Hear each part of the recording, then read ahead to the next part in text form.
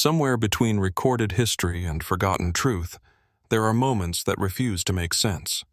Stones carved with unknown intent, civilizations that vanished without a trace, and signals from the past that no one can fully decode. Each clue deepens the silence instead of breaking it. What really happened out there, beyond explanation? So sit back, relax, and let's dive in. Rising from the rolling landscape of northern Palestine, Megiddo appears not as a single ruin, but as a layered memory of civilizations stacked one upon another.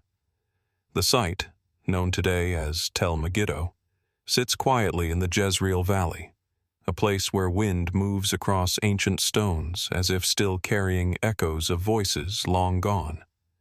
From a distance, it looks unremarkable, but beneath its surface lies one of the most continuously occupied archaeological mounds in the region.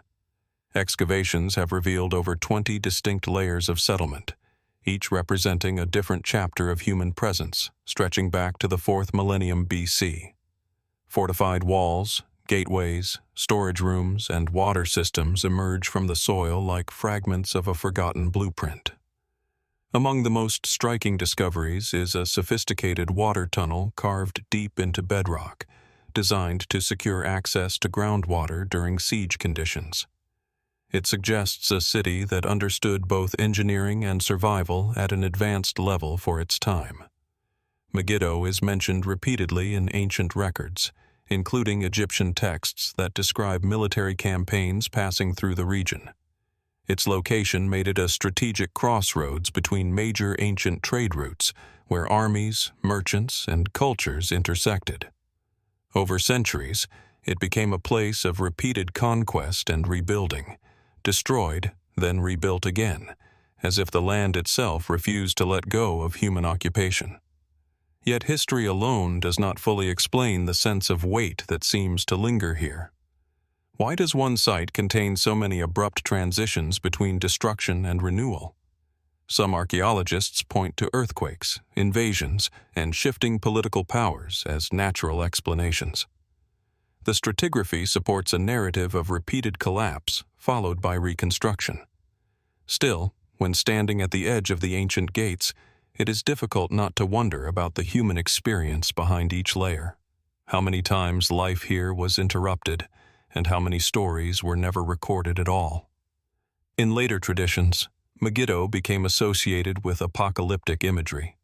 The name itself is often linked to Armageddon, a term that has echoed through religious texts and interpretations for centuries. In these narratives, it is imagined not only as a physical location, but as a symbolic gathering point of final conflict. Scholars generally trace this connection to linguistic evolution and theological interpretation rather than direct historical prediction, yet the association has remained deeply embedded in cultural imagination. Beyond the mainstream archaeological interpretations, more speculative ideas occasionally surface. Some suggest that the unusual concentration of destruction layers could reflect not only human conflict, but environmental or seismic cycles more extreme than currently understood. Others point to the precision of certain architectural alignments, wondering whether astronomical considerations played a deeper role in how the city was designed and rebuilt over time. There are even quieter, more fringe suggestions that Megiddo's repeated significance in history and myth hints at a cultural memory shaped by events too complex to fully reconstruct. None of these ideas stand outside the boundaries of inquiry, yet none fully resolve the patterns either. The site remains firmly grounded in archaeological evidence, but its interpretive edges seem to stretch beyond what the artifacts alone can confirm. Walking through Megiddo today, one passes through gates once used by ancient rulers, across courtyards where soldiers may have stood, and beside storage spaces that once held grain for entire communities. The silence is not empty. It feels accumulated, as though each era left behind something invisible that still settles into the stones. And so the question remains, lingering in the dust and layers of earth. What exactly made Megiddo so central, so repeatedly rebuilt, and so persistently remembered across millennia of human history? From the sun-baked ruins of Megiddo, where layered civilizations whisper through stone and dust, the story moves eastward, far beyond the Mediterranean world, across mountains, deserts, and forgotten trade routes. The trail of mystery does not end in the Levant. Instead, it stretches deeper into Central Asia, where the Karakum Desert of modern Turkmenistan hides another enigma beneath its shifting sands. Here, silence takes on a different shape.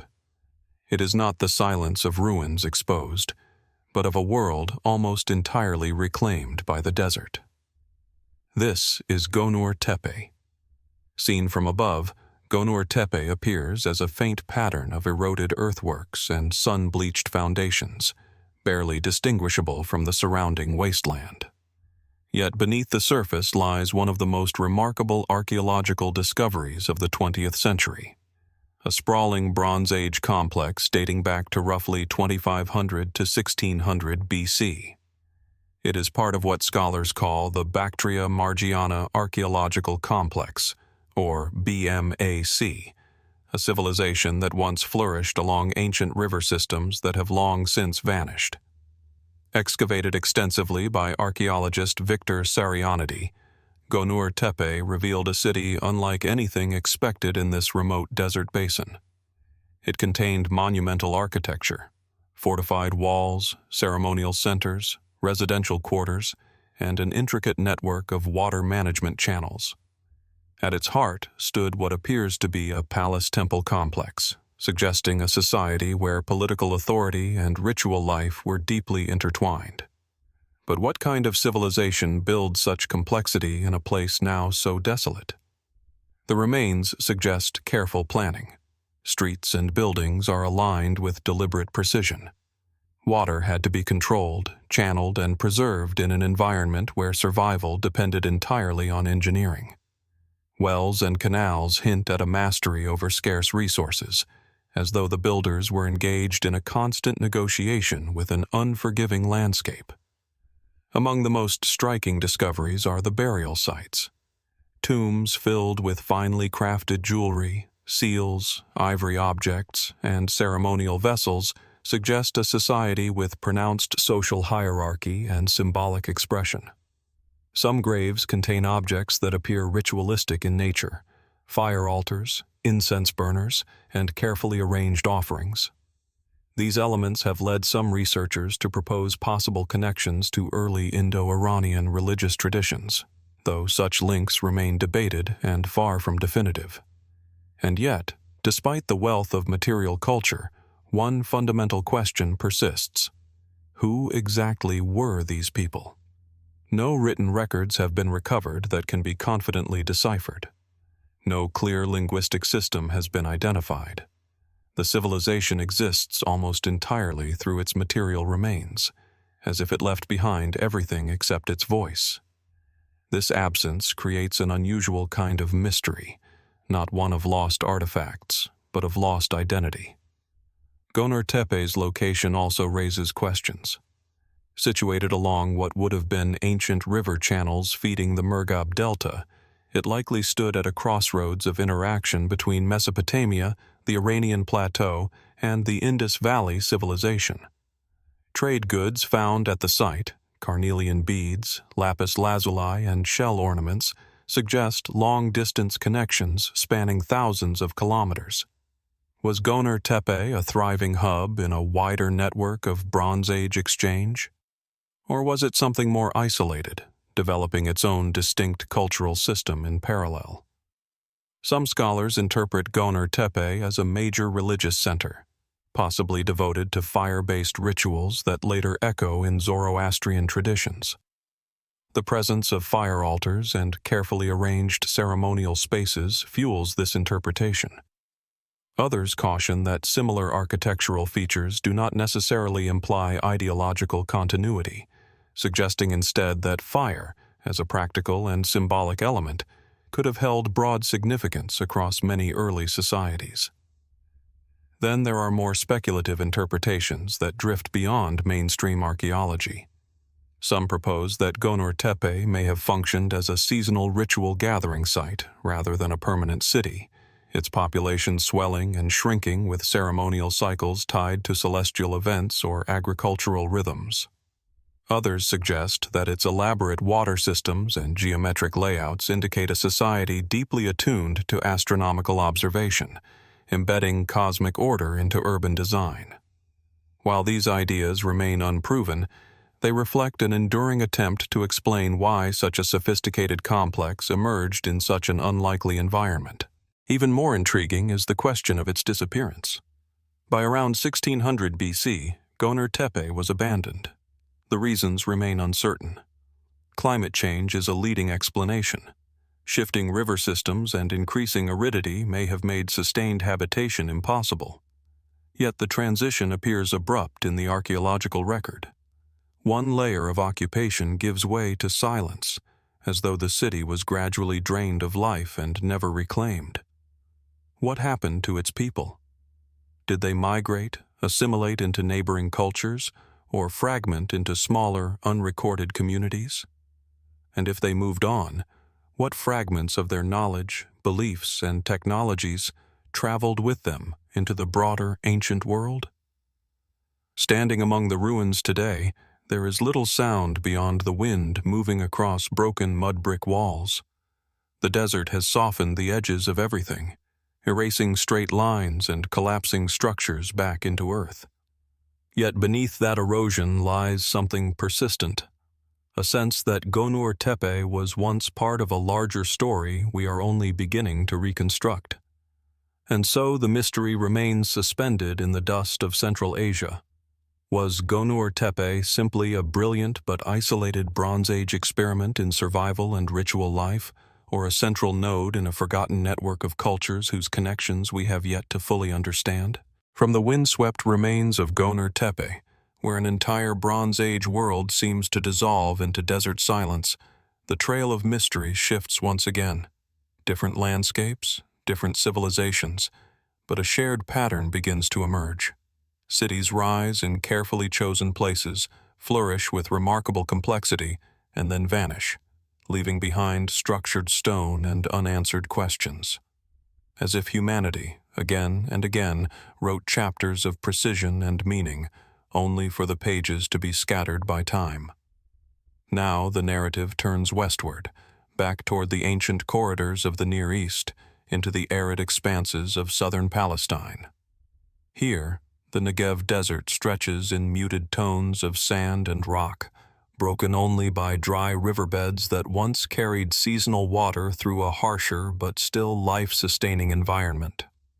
Among these landscapes lies a site that, at first glance, appears modest, a low mound rising from the desert floor. But beneath it rests one of the most carefully planned ancient cities in the region. This is the archaeological site of Beersheba. Unlike many ancient settlements that grew organically over time, Beersheba reveals something different beneath excavation. Order. Streets laid out in deliberate patterns. Residential blocks constructed with consistency. A fortified gate system marking controlled entry into the settlement. Everything suggests intention rather than gradual, chaotic expansion. Archaeologists often describe it as a planned city, one of the clearest examples of urban design in the Iron Age southern Levant. Dating primarily to the Iron Age II period, roughly between the 10th and 8th centuries BC, the site is commonly associated with the Kingdom of Judah in ancient Palestine. It appears to have functioned as a regional administrative and military center, positioned near trade routes that connected desert territories with more fertile highlands. Its location was strategic, yet also vulnerable, sitting at the edge of settled agricultural zones, where survival depended on controlling scarce water resources. And water, perhaps more than anything else, defines Beersheba. At the heart of the site lies an advanced water system, a deep subterranean reservoir carved into bedrock, accessed by a long, carefully constructed shaft and staircase. This system allowed inhabitants to draw water even during times of siege or drought, a critical advantage in an environment where rainfall was unpredictable and surface water rare. The engineering required to excavate and stabilize such a structure reflects a high level of technical knowledge and communal organization. But there is another layer to Beersheba that complicates its story. Within the ruins of later structures, archaeologists discovered reused stone blocks bearing the remains of a horned altar. The altar had been dismantled, and its carved stones incorporated into other building foundations. This act of reuse is often interpreted within historical scholarship as evidence of religious reform or centralization, possibly linked to shifts in ritual practice during the Iron Age. The horns of the altar, symbolic projections found in various ancient Levantine cultic sites, suggest a once active ritual life that was later deliberately altered or suppressed. What does it mean when sacred architecture is physically broken apart and embedded into ordinary walls? Was it an act of reverence transformed into practicality, or something more intentional, a restructuring of belief systems reflected in stone? Mainstream archaeology often frames Beersheba as part of a broader historical process: the consolidation of political power, the development of administrative centers, and the gradual evolution of religious practices in the region. The site fits within a well-documented pattern of urbanization and eventual destruction during the Assyrian campaigns of the late 8th century BC, when many settlements in the southern Levant were impacted by regional conflict and imperial expansion. Yet even within this framework, certain details invite further reflection. The precision of the city's layout suggests not only administrative planning, but also a conceptual vision of order imposed onto the landscape. Streets intersect at consistent angles. Residential areas are organized into repeating units. Storage facilities are positioned with efficiency in mind. This is not merely a settlement. It appears to be an expression of structure, almost as if the city itself was designed to embody control over both environment and society. Some researchers have wondered whether Beersheba represents more than a functional administrative center. Could it also have served as a symbolic model of governance, where spatial organization reflected ideological order? The alignment of spaces and the integration of water infrastructure into the heart of the city hint at a worldview in which survival, authority, and resource management were deeply interconnected. And then there are the quieter, more speculative questions that occasionally surface at the edges of interpretation. Why was the city ultimately abandoned and dismantled with such apparent thoroughness? While destruction layers correspond to known historical events in the late 8th century BC, the archaeological record also shows systematic dismantling of structures prior to abandonment. Some suggest this may reflect an organized evacuation, possibly driven by political pressure or external threat. Others propose environmental stress or shifting trade dynamics that made the location less viable over time. There are even interpretations that look beyond conventional explanations, suggesting that Beersheba's careful urban design reflects not only administrative needs, but also a deeper cultural impulse to impose symbolic order on a harsh and unpredictable landscape. In this view, the city becomes more than a settlement. It becomes an attempt to stabilize uncertainty itself through architecture, water control, and spatial discipline. And yet, despite all these interpretations, the lived experience of its inhabitants remains partially out of reach.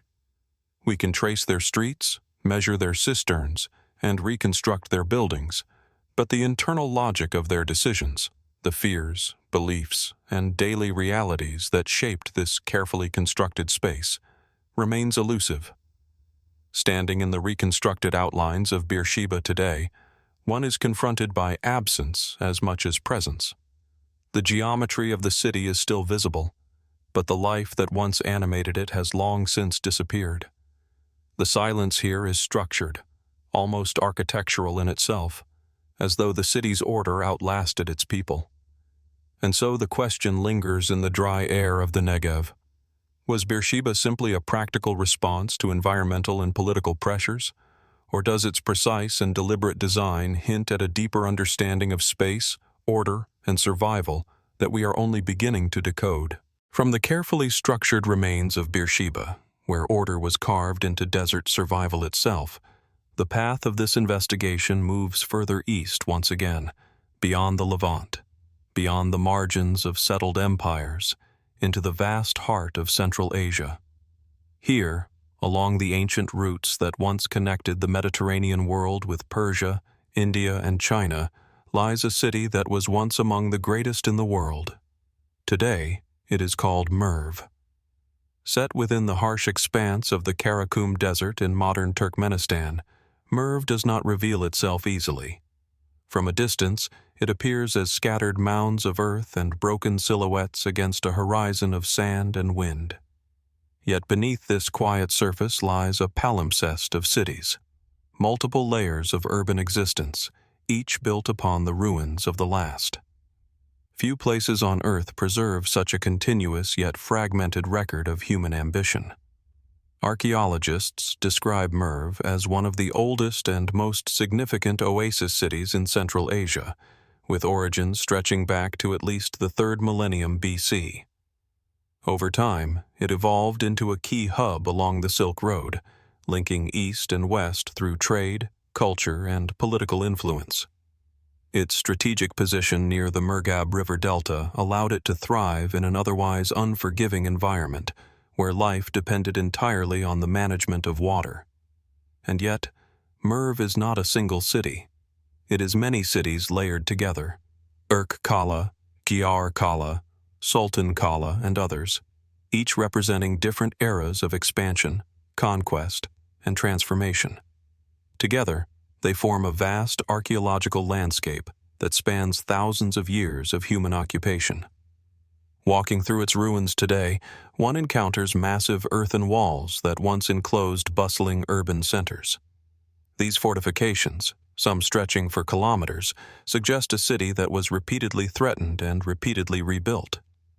The scale alone raises questions.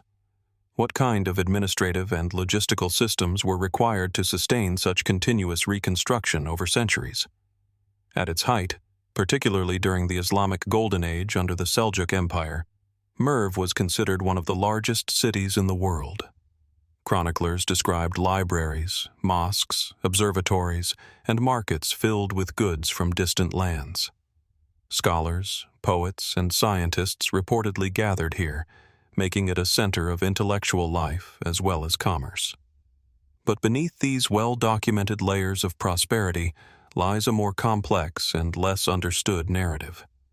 One of the central mysteries of Merv is not its rise, but its repeated cycles of destruction and rebirth.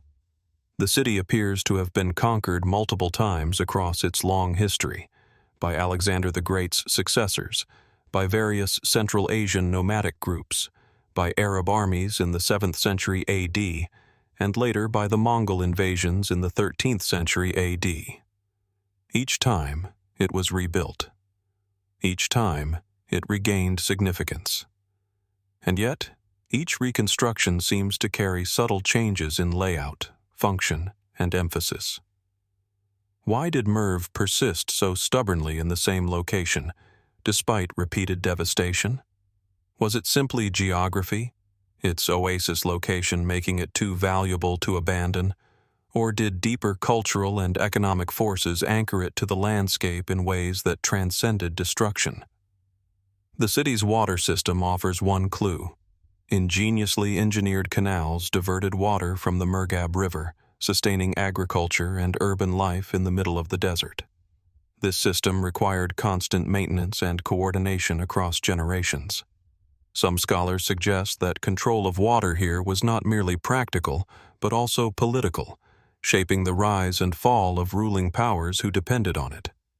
Yet even the most advanced irrigation networks could not fully explain the scale of Merv's prosperity at its peak. Trade routes brought silk, spices, metals, and ideas through its markets, creating a level of connectivity that made the city feel less like a remote oasis and more like a crossroads of civilizations. How did such a remote desert location become so central to global exchange networks for so long? Archaeological evidence also reveals layers of cultural and religious transformation.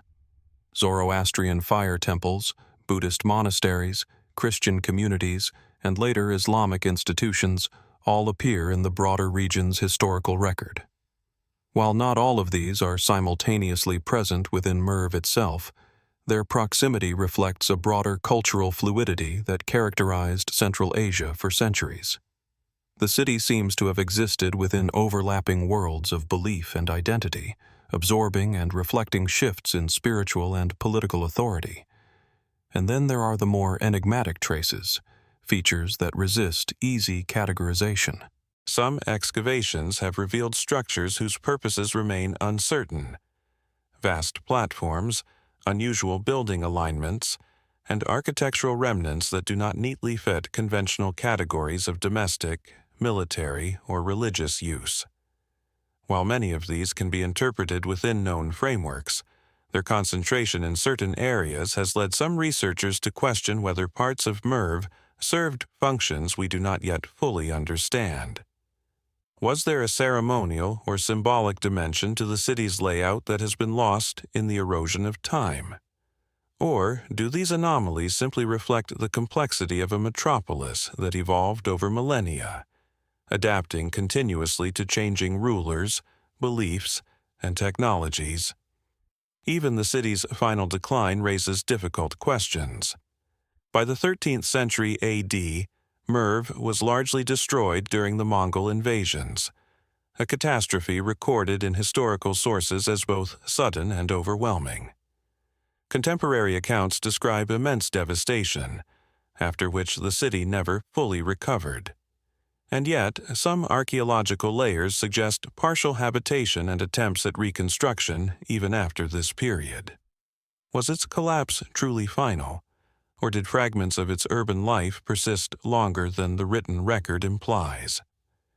Today, silence dominates the landscape. The wind moves across the ruins of walls that once enclosed one of the greatest cities of the ancient world. From above, the outlines of successive civilizations overlap like fading ink on parchment. Each layer tells a story of resilience, adaptation, and eventual disappearance. And still, Merv resists a single definition. It is at once a trade hub, a political center, a scientific and cultural crossroads, and a landscape of repeated destruction and renewal. But beyond these classifications, it remains something more elusive, a place where continuity and collapse seem permanently intertwined. So, what exactly sustained Merv for so long, through so many cycles of change? And beneath its layers of cities and empires, what parts of its story have been lost entirely to the desert, waiting, perhaps, to be rediscovered? From the wind-carved ruins of Merv, where entire cities rise and fall in layers of desert time, the journey turns once more toward the ancient lands of the Levant. The scale of distance collapses in the mind when set against the scale of history itself. Empires blur into one another. Trade routes become threads stretched across centuries, and somewhere along those threads lies another city, older than many remember, yet powerful enough to shape the fate of kingdoms. This is Hazor. In the Upper Galilee region of northern Palestine, Hazor rises as a vast archaeological mound, or tell, overlooking the surrounding plains. At first glance, it appears as little more than a quiet hill of earth and scattered stone. But beneath its surface lies one of the largest and most significant Bronze and Iron Age cities in the ancient Near East. Archaeologists have described it as a head of kingdoms, a phrase preserved in ancient texts that hints at its once dominant regional influence. Excavations reveal a city of extraordinary scale. During the Middle Bronze Age, roughly between 2000 and 1550 BC, Hazor expanded into a massive urban center, with lower and upper cities stretching across dozens of hectares. Its population may have reached tens of thousands, an immense figure for its time.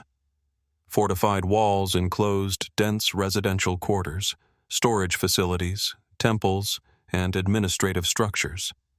Streets and gates suggest organized planning, while imported goods point to wide-ranging trade connections. And yet, Despite this apparent strength, Hazor carries within its layers a recurring pattern of destruction. Archaeological strata show that the city was violently destroyed and rebuilt multiple times over centuries. The most dramatic of these destructions is often associated with the Late Bronze Age collapse, around the 13th century BC, when many urban centers across the region experienced sudden decline. Burn layers, collapsed walls, and shattered pottery appear in the record, marking a decisive break in the city's continuity. But what exactly happened here? Mainstream interpretations suggest a combination of factors: regional conflict, shifting political powers, and broader systemic collapse affecting interconnected civilizations. Some scholars connect the destruction of Hazor to military campaigns described in ancient texts, which speak of cities being burned and abandoned during periods of conquest and upheaval. Archaeology confirms fire damage at key points in the city's history, though linking specific layers to specific events remains a matter of interpretation. Yet even within these explanations, Hazor resists a simple narrative. The scale of its destruction layers raises questions about the intensity and coordination of the events that affected it. Entire administrative districts appear to have been systematically burned. Storage jars were found shattered in place, suggesting rapid collapse rather than gradual abandonment.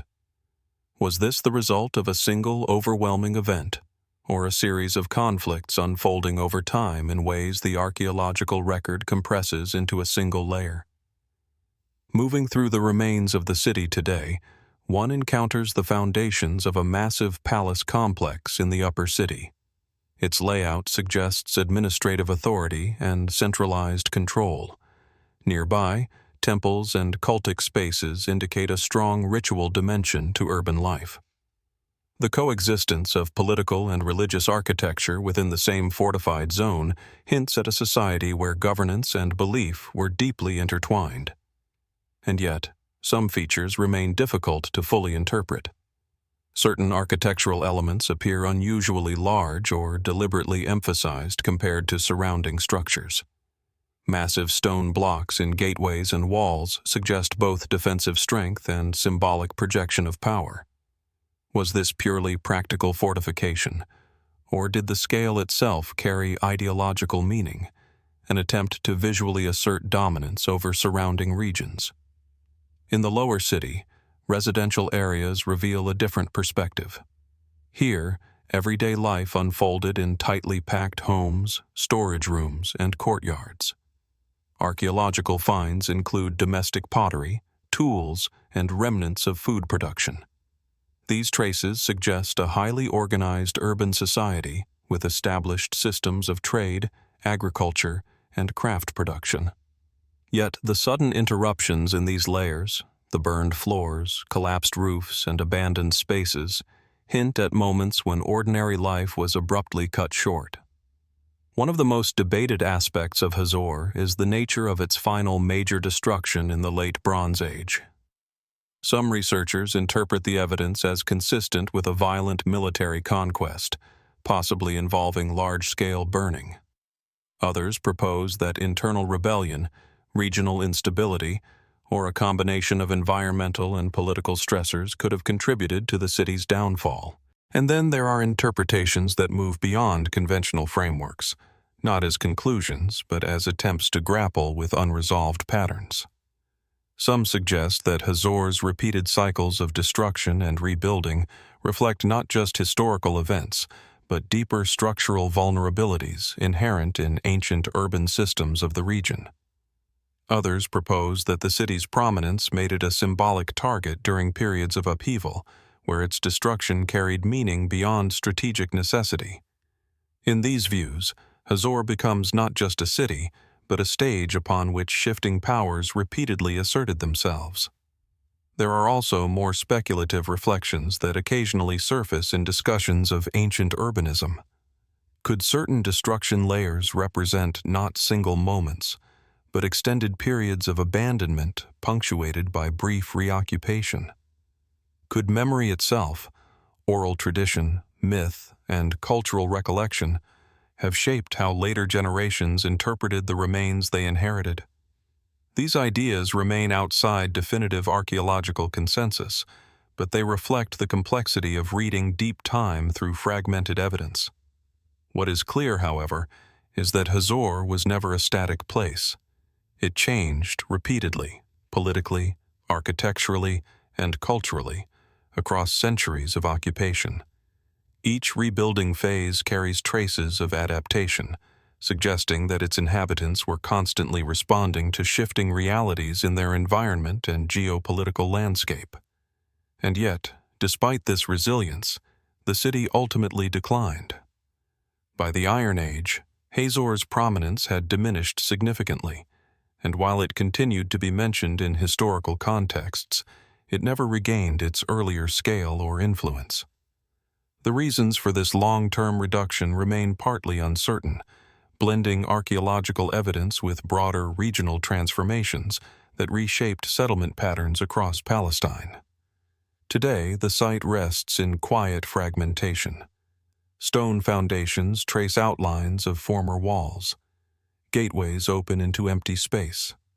Wind moves through areas that once held dense urban life, as if the city itself has been slowly exhaled into the landscape. And so Hazor remains suspended between clarity and uncertainty, a city whose existence is well documented, yet whose moments of collapse still resist full explanation. Was its fate determined by external conquest, internal fracture, environmental pressure, or a combination of forces too intertwined to separate cleanly? Or does Hazor, like so many ancient cities, preserve within its ruins a deeper question about how civilizations rise to prominence and why some of them, despite their strength and scale, ultimately vanish into silence? From the silent ruins of Hazor, where layers of burned stone still whisper of ancient upheaval, the journey moves further east once again, beyond the Levant, beyond the familiar boundaries of Mesopotamian influence, into the shifting crossroads of the northwestern Indian subcontinent. Here, the landscape changes character. River plains replace hill country ridges, and ancient cities emerge not from desert silence, but from the sediment of long-forgotten river systems that once shaped entire civilizations. In this region, near modern-day Taxila in Pakistan, lies Sirkap. At first glance, Sirkap appears as a grid of exposed foundations and weathered walls spread across a raised plateau. Yet beneath its exposed geometry lies a city that reflects an extraordinary moment in ancient history, when cultural worlds did not merely meet, but overlapped, collided, and fused into something neither fully Eastern nor Western in character. Sirkap was founded around the 2nd century BC by Indo-Greek rulers following the expansion of Hellenistic influence into Central and South Asia after the campaigns of Alexander the Great and the fragmentation of his successors' domains. The city is often associated with the Greco-Bactrian and Indo-Greek kingdoms, and later absorbed into the broader cultural sphere of the Kushan Empire. What makes Sirkap remarkable is not only its age, but its design. Unlike many ancient South Asian cities that evolved organically over time, Sirkap was laid out in a remarkably structured grid pattern. Straight streets intersect at right angles. Residential blocks are organized into defined sectors. Fortifications enclose the settlement in a clear geometric form. This urban planning reflects strong Hellenistic influence, reminiscent of cities in the Mediterranean world, yet adapted to local environmental and cultural conditions. Walking through the ruins today, one can still trace this unusual order. Streets that once guided movement through a thriving urban center, now open to sky and silence. But what kind of city brings together such different architectural and cultural traditions? Within Sirkap, archaeological remains reveal a striking coexistence of influences. Buddhist stupas stand alongside structures that reflect Greco-Roman architectural motifs. Corinthian-style columns appear in proximity to local religious forms.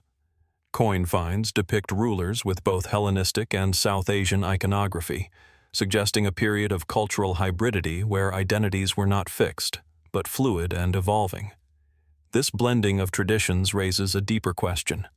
Was Sirkap simply a city under foreign influence, or was it something more complex, a place where entirely new cultural forms were being negotiated in real time? Some scholars interpret Sirkap as a model of syncretism, where Greek urban planning and artistic styles merged with South Asian religious and social traditions. The presence of Buddhist stupas within a Hellenistic city grid supports this view, suggesting not domination, but coexistence and adaptation. In this reading, Sirkap becomes a rare example of cultural integration at an architectural scale. Yet even within this framework, certain aspects remain difficult to fully interpret. For example, the arrangement of religious structures does not always follow a clear hierarchical pattern. Temples and stupas appear distributed across the city in ways that suggest both planned integration and organic adaptation over time. Was this intentional pluralism, reflecting a society comfortable with multiple belief systems? Or does it reflect successive phases of construction layered onto an original urban design? The archaeological record shows that Sirkap was eventually abandoned, with settlement shifting to nearby Sirkap successors, such as Sirsuk during the Kushan period. Earthquake activity in the region is often cited as a contributing factor, as the area lies within a seismically active zone. Structural damage observed in certain excavation layers supports the possibility of significant seismic events impacting the city's stability. But as with many ancient urban centers, environmental explanations may only tell part of the story.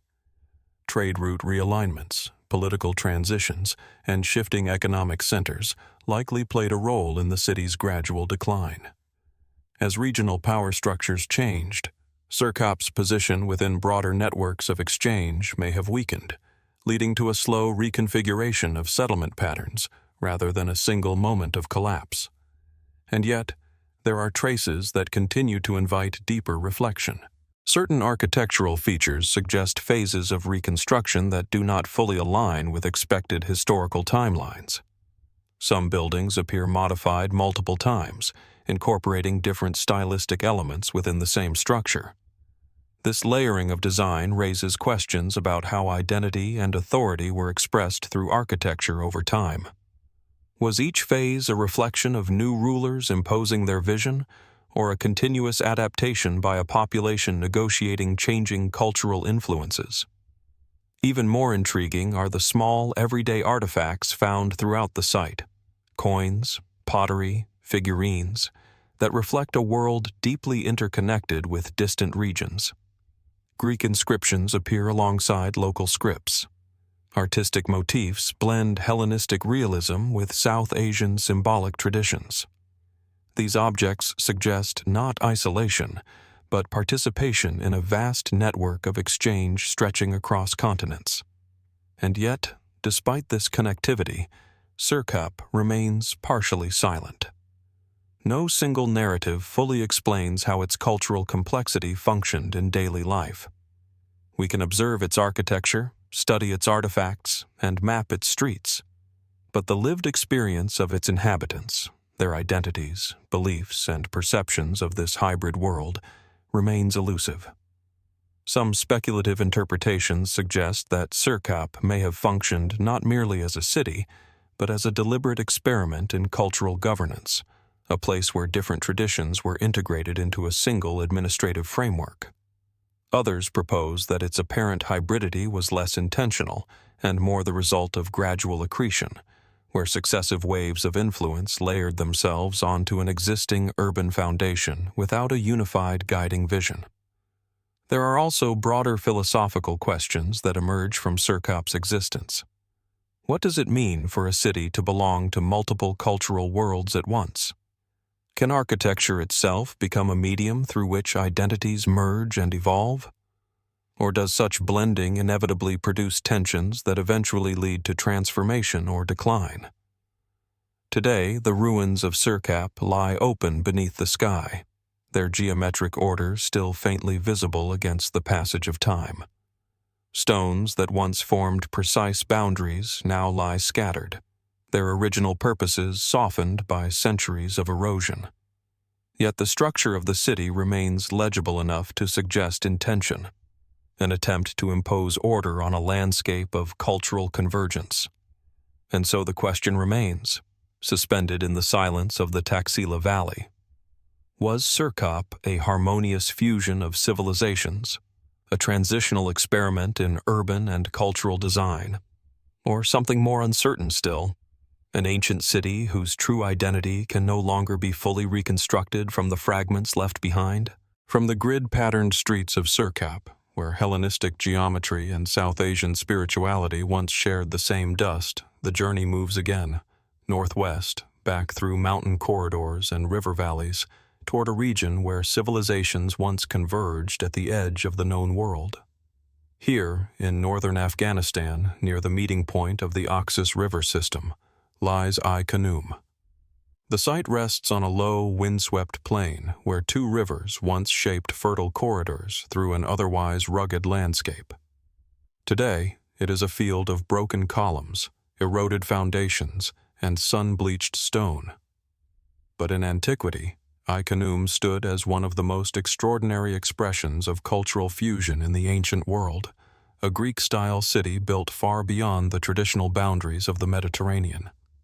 Founded around the 3rd century BC, Ai-Khanoum is generally associated with the Greco-Bactrian kingdom, one of the successor states that emerged after the fragmentation of Alexander the Great's empire. It occupied a strategic position along trade routes connecting Central Asia, India, and the Iranian plateau.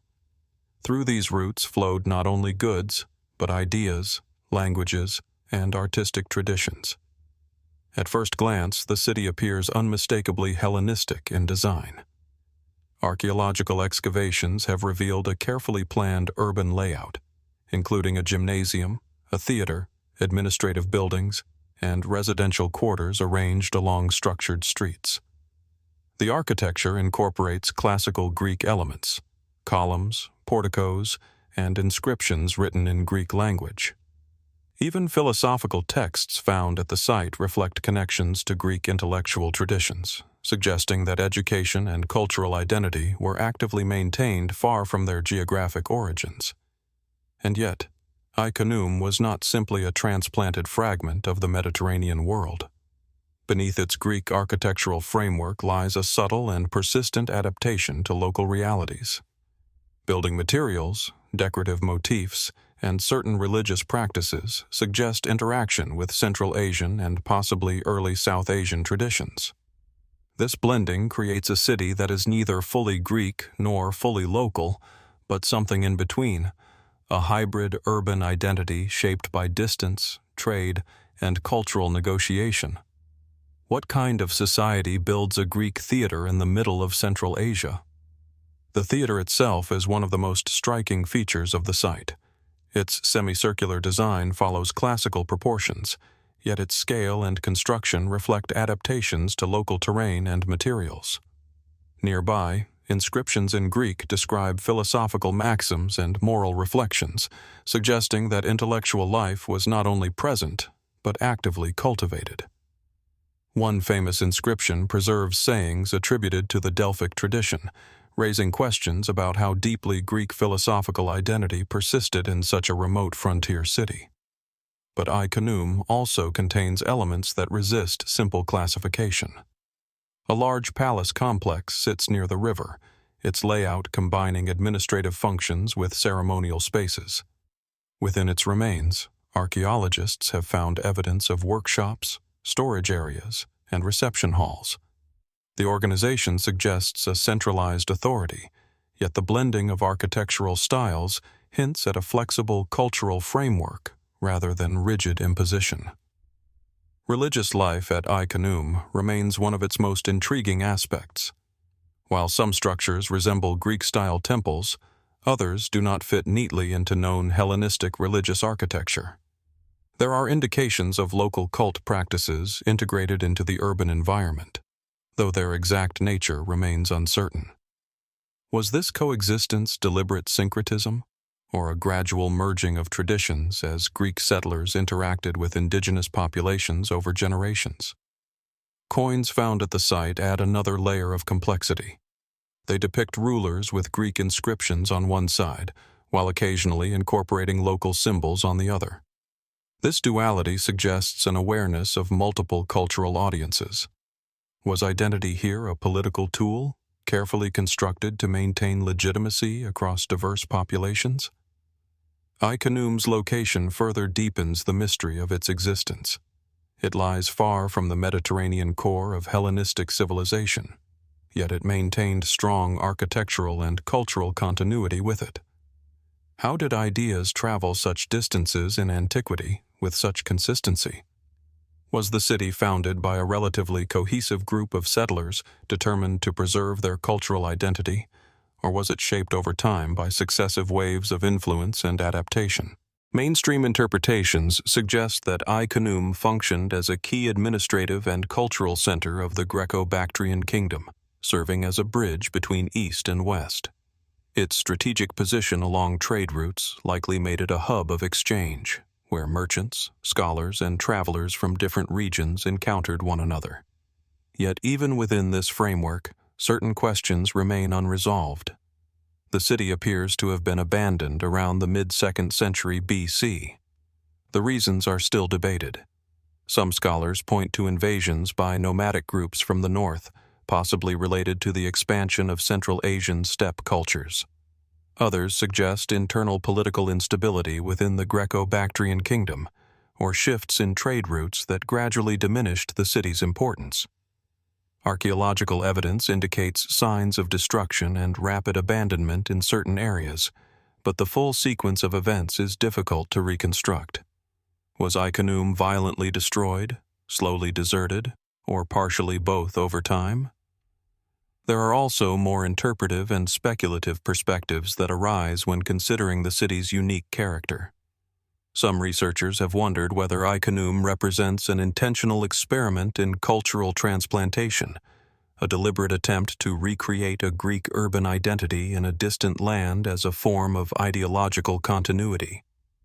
Others suggest it may reflect something more organic, a frontier society where identity was continuously reshaped through interaction rather than preserved in isolation. Could Ai-Khanoum have been a place where cultural boundaries were intentionally softened, allowing new hybrid identities to form naturally? Or does its Greek appearance mask a deeper, less visible local structure that archaeology has yet to fully uncover? Even its silence today feels layered. Standing among its ruins, one sees fragments of columns that once supported civic buildings, pathways that once guided daily life, and inscriptions that once carried philosophical thought across centuries. Yet the voices behind these structures are fragmented, preserved only in stone and broken text. And so Ai-Khanoum remains suspended between worlds, Greek and Central Asian, classical and local, known and unknown. A city that appears familiar in its architecture, yet distant in its meaning. What kind of civilization builds so far from its cultural origin, yet preserves its identity so clearly? And what transformations occur when that identity is placed under the pressures of geography, time, and contact with entirely different worlds? Somewhere beneath the dust of the Oxus Valley, that question still lingers, unanswered. From the windswept remains of Ai-Khanoum, where Hellenistic thought once echoed across the far reaches of Central Asia, the narrative turns westward once more, retracing invisible lines across mountains, seas, and centuries. The story of ancient civilizations is rarely linear. It bends, disperses, and reemerges in unexpected places, as if memory itself refuses to stay confined to geography. Now, the journey arrives at the edge of the Atlantic world, where the land narrows into rugged cliffs and the sea meets stone with relentless force. Here, on the north coast of Cornwall in modern-day England, stand the ruins of Tintagel Castle. Perched dramatically atop a jagged headland, Tintagel is less a single structure than a scattering of remnants across land and island-like rock formations, connected today by a modern footbridge. The Atlantic Ocean crashes below, carving the cliffs into shapes that seem almost deliberate, as if nature itself had participated in the design of this place. Mist rolls in without warning, softening the outlines of stone walls and pathways that once formed part of a fortified settlement. At first glance, Tintagel appears to belong firmly to the medieval world. The surviving stonework dates primarily to the 13th century AD, when a castle was constructed here under the rule of the Earls of Cornwall. Its position offered strategic advantages: visibility across the sea routes, natural defensive barriers, and control over a remote but symbolically important coastline. But Tintagel's significance reaches far beyond its medieval remains. Archaeological excavations have revealed something far older beneath and around the castle ruins. Traces of a high-status settlement dating back to the early medieval period, around the 5th to 7th centuries AD, immediately following the end of Roman rule in Britain. Among the most striking discoveries are imported goods: Mediterranean wine amphorae, North African pottery, and fine glassware originating from regions far beyond Britain's shores. These artifacts suggest that Tintagel was not an isolated outpost, but part of a vast network of long-distance trade that connected post-Roman Britain to the wider world. How did such goods arrive at this remote, windswept promontory? Mainstream interpretations propose that Tintagel may have functioned as a seat of regional power, possibly linked to local kings or chieftains who controlled maritime trade routes along the Atlantic seaboard. The concentration of imported luxury items suggests elite consumption, evidence of wealth, status, and political connections extending across the sea. Yet the archaeological record does not fully resolve the scale or nature of this site's importance. The remains indicate activity far more extensive than a simple coastal stronghold. Structures uncovered on the plateau suggest organized settlement, with buildings that may have served administrative, residential, and ceremonial functions. The density of imported materials raises questions about whether Tintagel operated as a trading hub, a political center, or something that combined both roles in ways not yet fully understood.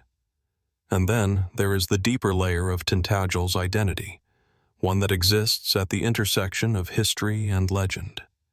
Medieval literary tradition later associated Tintagel with the figure of King Arthur, describing it as the place of his conception or birth. These accounts, written centuries after the early medieval settlement had faded, blend history with myth in ways that have proven difficult to disentangle. While there is no archaeological evidence confirming Arthur's historical existence at Tintagel, the strength of the association has shaped the site's cultural significance for generations. Why did this location, among so many others, become anchored in legend? Some scholars suggest that Tintagel's dramatic geography naturally lent itself to myth-making. A fortress set against stormy seas, isolated yet commanding, it easily becomes a symbol of liminal power, a place between land and ocean, between history and imagination.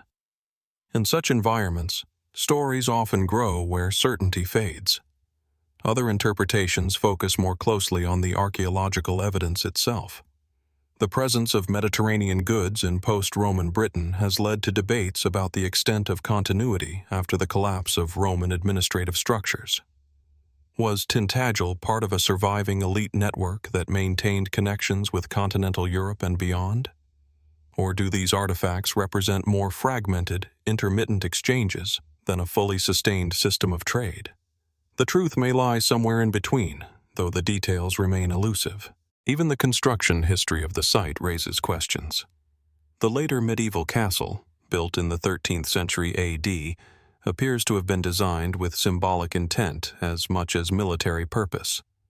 Its location on a site already associated with ancient prestige suggests a deliberate effort to anchor new authority within older layers of meaning. Why choose a place already heavy with cultural memory? What power did the landscape itself hold in shaping political legitimacy?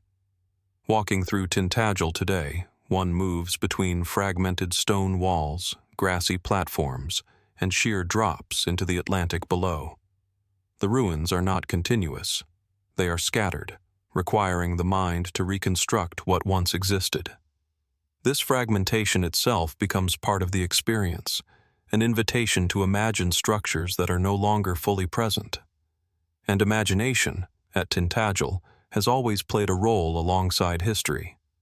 Some speculative interpretations have even suggested that the concentration of imported goods and the site's coastal position could indicate a broader, more interconnected post-Roman Atlantic world than traditionally assumed, one in which maritime routes sustained cultural and economic links across vast distances.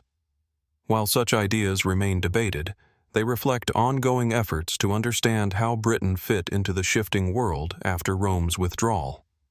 Others focus less on trade and more on symbolism, the idea that Tintagel represents a deliberately chosen landscape of authority, where geography itself reinforces political and cultural narratives. In this view, the site's power lies not only in what was built there, but in what it represents, a meeting point between history, myth, and memory. And yet, for all the excavation, analysis, and interpretation, Tintagel resists closure. The stone foundations remain, weathered by centuries of wind and salt. The imported pottery still speaks of distant connections. The legends still echo through literature and cultural imagination. But the full story, the lived reality of those who once inhabited this place, remains incomplete. So what exactly was Tintagel in its earliest form? A royal stronghold, a trading hub, a ceremonial site, or something that combined all of these roles in ways we can no longer clearly separate? And beneath the shifting mist of Cornwall's coast, what other traces of its past might still remain hidden, waiting for time or chance to reveal them? From the mist-laced cliffs of Tintagel, where stone and legend blur into one another beneath the Atlantic wind, the journey continues back toward the eastern Mediterranean, where history begins to feel denser, older, and in many ways more sharply preserved. The further one moves along this chain of ancient sites, the more a pattern emerges. Cities not only as places of habitation, but as archives of human ambition, collapse, and memory. Now the path leads to the Syrian coastal plain, near the modern village of Ras Shamra. Here lies Ugarit. At first glance, the site appears as a low, uneven mound rising gently from the surrounding farmland. Wheat fields stretch outward, deceptively calm, as if nothing beneath them could possibly carry the weight of historical transformation. But beneath this quiet landscape lies one of the most significant archaeological discoveries of the 20th century, a Bronze Age city that reshaped our understanding of ancient communication, trade, and written language. Ugarit flourished primarily between the 2nd millennium BC and its sudden destruction around the 12th century BC. Positioned along the eastern Mediterranean coast in what is today northern Palestine, it occupied a critical junction between Mesopotamia, Anatolia, Cyprus, and Egypt. Ships once moved through its harbor carrying timber, copper, textiles, and luxury goods, linking distant civilizations into a single, fragile web of exchange. And yet, what makes Ugarit extraordinary is not only what passed through it, but what was found within it. When archaeologists excavated the site in the 1920s and beyond, they uncovered a royal palace complex containing thousands of clay tablets. These texts were written in multiple languages: Akkadian, Hurrian, Sumerian, but among them was something entirely unexpected, a previously unknown alphabetic script, now known as Ugaritic cuneiform. Unlike earlier writing systems that relied on complex syllabic or logographic structures, this script used a set of alphabetic signs, representing one of the earliest known forms of alphabetic writing in human history. What kind of society develops such a system, and why here, in this coastal city at the edge of empires? The tablets reveal a sophisticated administrative and cultural center. They contain diplomatic correspondence, legal records, mythological texts, and ritual instructions. Among them are myths that echo later religious traditions in striking ways, stories of storm gods, divine councils, cycles of conflict and renewal. These narratives offer a glimpse into a worldview where the divine and political realms were deeply intertwined, each reflecting the structure of the other.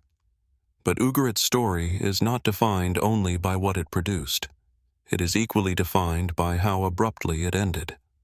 Archaeological evidence shows that around 1200 BC, Ugarit was violently destroyed and never rebuilt. Burn layers cover its palace archives. Broken tablets lie scattered where scribes once recorded the functioning of a complex state apparatus. The destruction appears sudden, leaving behind unfinished texts and abandoned administrative systems frozen in time. What happened in those final moments? Mainstream explanations point toward the broader collapse of the Late Bronze Age, a period marked by widespread disruption across the eastern Mediterranean. Trade networks fractured, major powers weakened. Cities from Greece to the Levant experienced destruction or abandonment. Ugarit, deeply integrated into these networks, may have fallen victim to a combination of invasions, internal instability, and systemic economic breakdown.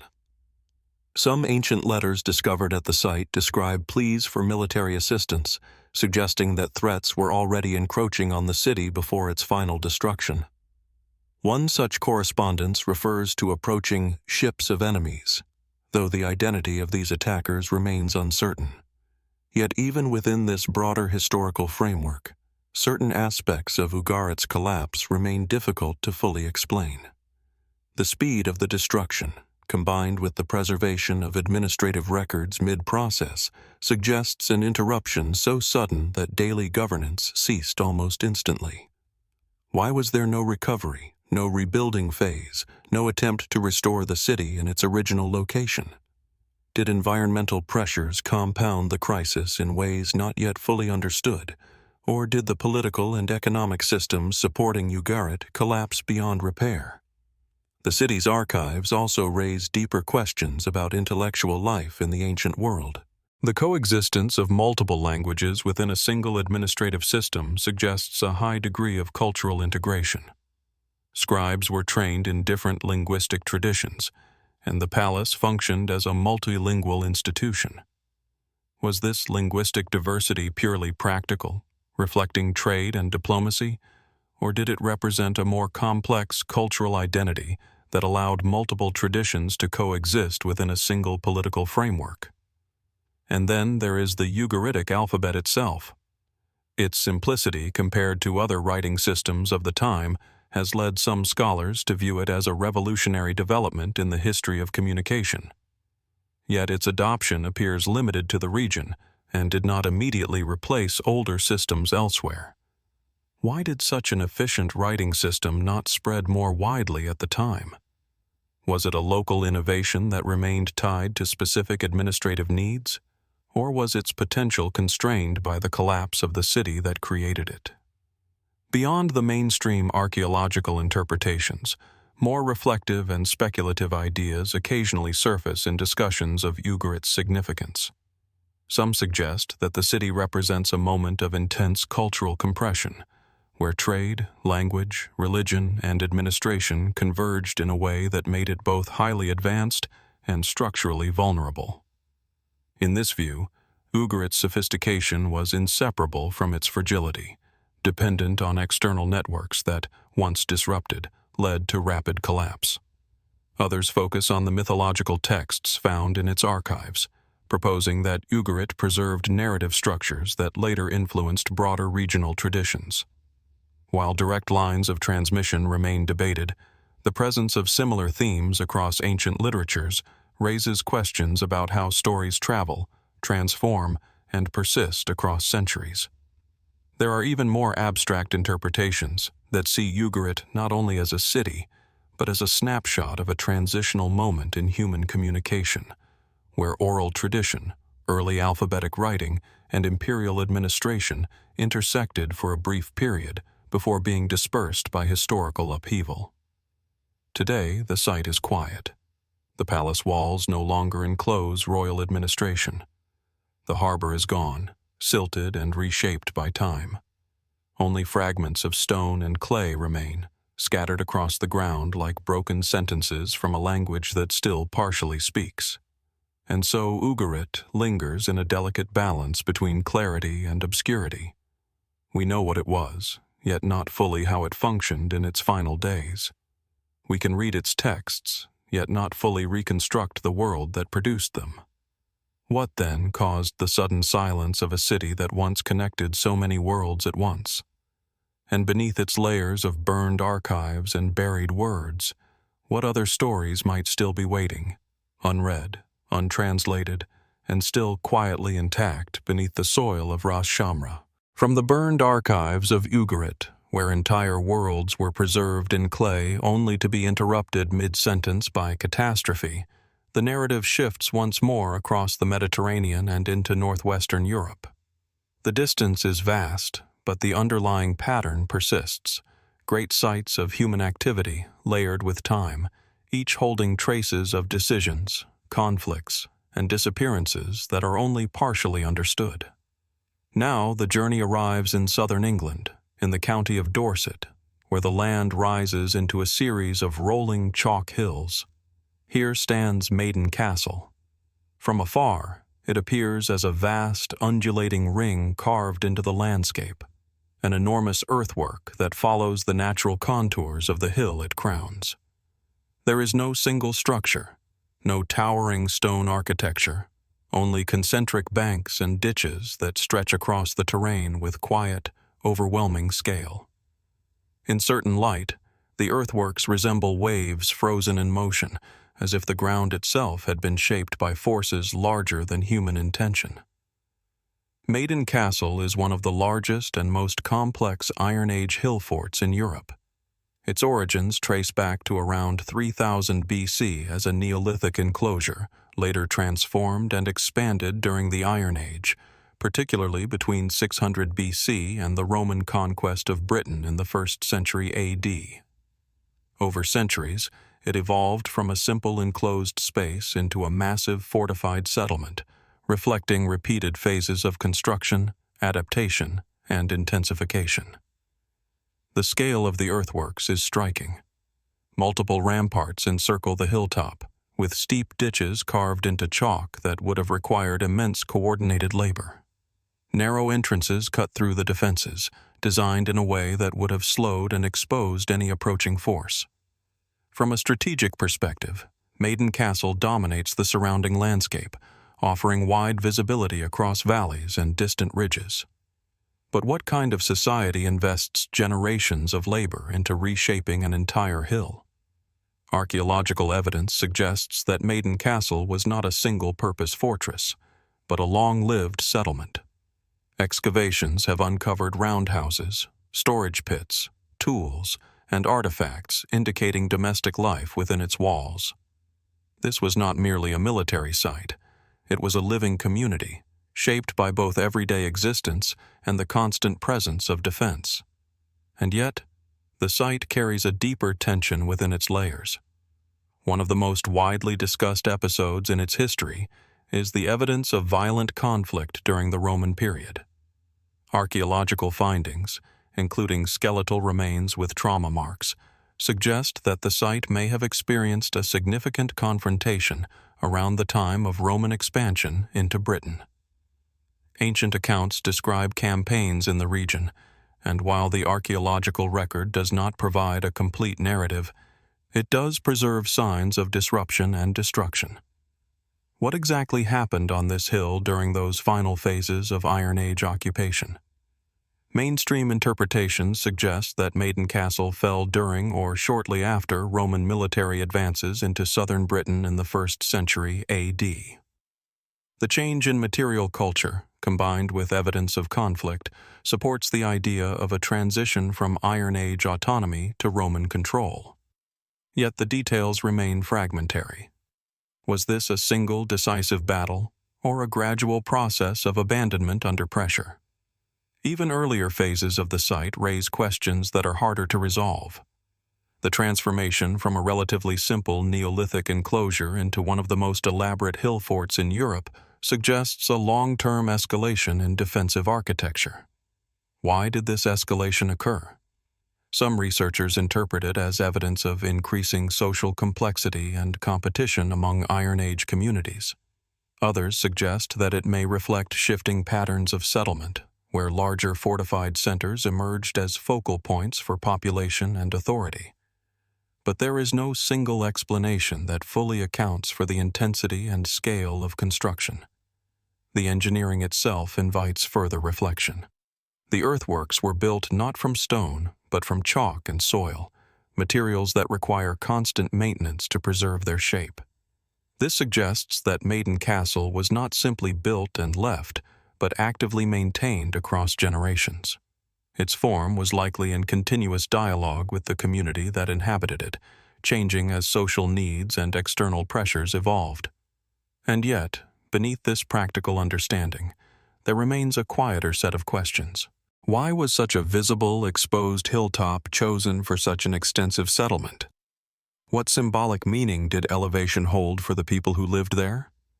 Was the height purely defensive, or did it also represent authority, visibility, and connection to surrounding territories in a more abstract sense? Some speculative interpretations suggest that sites like Maiden Castle may have functioned not only as defensive structures, but also as ceremonial landscapes, places where social identity, ritual practice, and territorial control overlapped. In this view, the earthworks themselves become expressions of communal effort, shaping not only the land, but also the social bonds of those who built them. Other interpretations consider the possibility that the scale of construction reflects long-term cycles of conflict and stability in prehistoric Britain, where fortifications were expanded in response to periods of tension, then modified again as circumstances changed. In this sense, Maiden Castle becomes a physical record of shifting social dynamics rather than a single fixed purpose. Even the experience of moving through the site today reinforces its ambiguity. Walking along the ramparts, one passes through layers of earth that once formed barriers against intrusion. The scale is difficult to fully comprehend from within. The ditches and banks seem less like simple defenses and more like deliberate alterations to perception itself, controlling movement, sight lines, and space in ways that shaped how the inhabitants experienced their world. And yet, despite extensive excavation and study, the internal life of Maiden Castle remains partially hidden. The artifacts recovered provide glimpses into daily routines, but they do not fully reconstruct the social structures, beliefs, or decisions that shaped its long history. So, what was Maiden Castle in its fullest sense? A fortress, a settlement, a symbol of communal identity, or something more layered still, where defense, ritual, and social organization were inseparable? And beneath the quiet curves of its ancient earthworks, what other traces of its long and complex history might still remain buried, waiting for future investigation to reveal what centuries have not yet fully uncovered? From the sweeping earthworks of Maiden Castle, where entire landscapes were reshaped by generations of human labor and uncertainty, the narrative moves once again away from the misty hills of Britain. The pattern continues, great centers of early civilization rising in different corners of the ancient world, each shaped by its environment, each leaving behind fragments of meaning that resist complete reconstruction. Now the journey turns back toward the ancient Near East, into the northern reaches of Mesopotamia, near the modern borderlands of Syria and Turkey. Here, beneath the quiet desert plains, lies Urkesh. At first glance, the site of Urkesh appears as a low archaeological mound, unassuming, almost indistinguishable from the surrounding landscape of dust and stone. But beneath this muted surface lies one of the earliest known urban centers associated with the Hurrian civilization, with origins dating back to the late 4th millennium BC. Urkesh is among the oldest continuously studied examples of early urban formation in Upper Mesopotamia, a region where city life emerged not from imperial expansion, but from complex interactions between local communities, trade networks, and environmental adaptation. Excavations at Urkesh have revealed a city with surprising sophistication for its time. A monumental temple complex dominates the site, often associated with the Hurrian storm god. This structure, built in successive phases, suggests not only religious significance, but also long-term institutional continuity. Nearby, residential areas and administrative buildings indicate an organized urban society with clearly defined social and economic structures. Yet Urkesh is not easily categorized within familiar models of early civilization. Unlike the more widely known cities of southern Mesopotamia, Urkesh developed on the cultural frontier, at the intersection of Sumerian influence, Anatolian interactions, and indigenous Hurrian traditions. This position created a unique cultural environment where external influences and local practices appear to have blended in ways that are still not fully understood. What kind of city emerges at the edge of multiple civilizations, rather than at the center of one? One of the most striking features of Urkesh is its monumental architecture, particularly the temple known as the Temple of the Lion. At its entrance, stone reliefs depict powerful symbolic imagery, including lions associated with divine authority. These carvings suggest a deeply embedded ritual system in which religious symbolism and political legitimacy were closely connected. But the city also contains architectural features that remain difficult to fully interpret. A massive underground structure, sometimes referred to as a chthonic temple, lies beneath the main temple complex. Its purpose is still debated. Some scholars interpret it as a ritual space connected to underworld beliefs or ancestral worship. Others suggest it may have served more practical functions, possibly related to storage or ceremonial gatherings. The ambiguity of its design continues to raise questions about how space, belief, and authority intersected in early urban societies.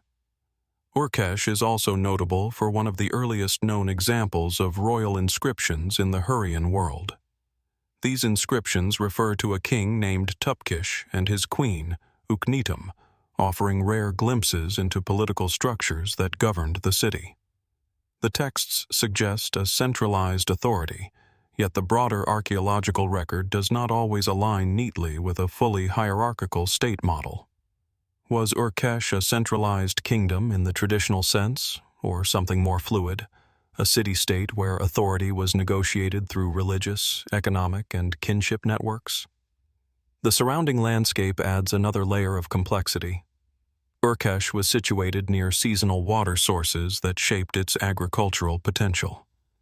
Yet evidence suggests that maintaining stable water access required careful environmental management. Canals, channels, and irrigation features indicate that the inhabitants actively shaped their environment to sustain urban life in a region where water was never fully reliable. And yet, despite this apparent mastery of adaptation, Urkesh eventually declined. By the early 2nd millennium BC, the city's prominence diminished, and it gradually faded from major historical records. The reasons for this decline remain uncertain. Environmental changes, shifting trade routes, or political transformations in neighboring regions may all have played a role. But the archaeological record does not preserve a single clear moment of collapse. Instead, it suggests a slow reduction in activity, as the city's central role in regional networks weakened over time. This gradual disappearance raises a different kind of question than those posed by sudden destruction events elsewhere. Rather than asking what destroyed Urkesh, one must ask what caused it to slowly lose its significance. Some interpretations suggest that Urkesh's position on the cultural frontier may have made it particularly vulnerable to shifts in broader regional dynamics. As larger political entities emerged in Mesopotamia, smaller frontier cities may have been absorbed, bypassed, or gradually marginalized. Others propose that environmental stress, particularly changes in water availability, could have contributed to a long-term decline in population and economic activity. There are also more interpretive perspectives that see Urkesh as a key example of early urban experimentation, where political, religious, and social systems were still in formation, and where cities were not yet fixed institutions, but evolving processes. In this view, Urkesh represents a stage in which urban identity itself was still being negotiated. Even the symbolism of the city invites reflection. The prominence of storm imagery in its religious architecture suggests a worldview deeply connected to natural forces.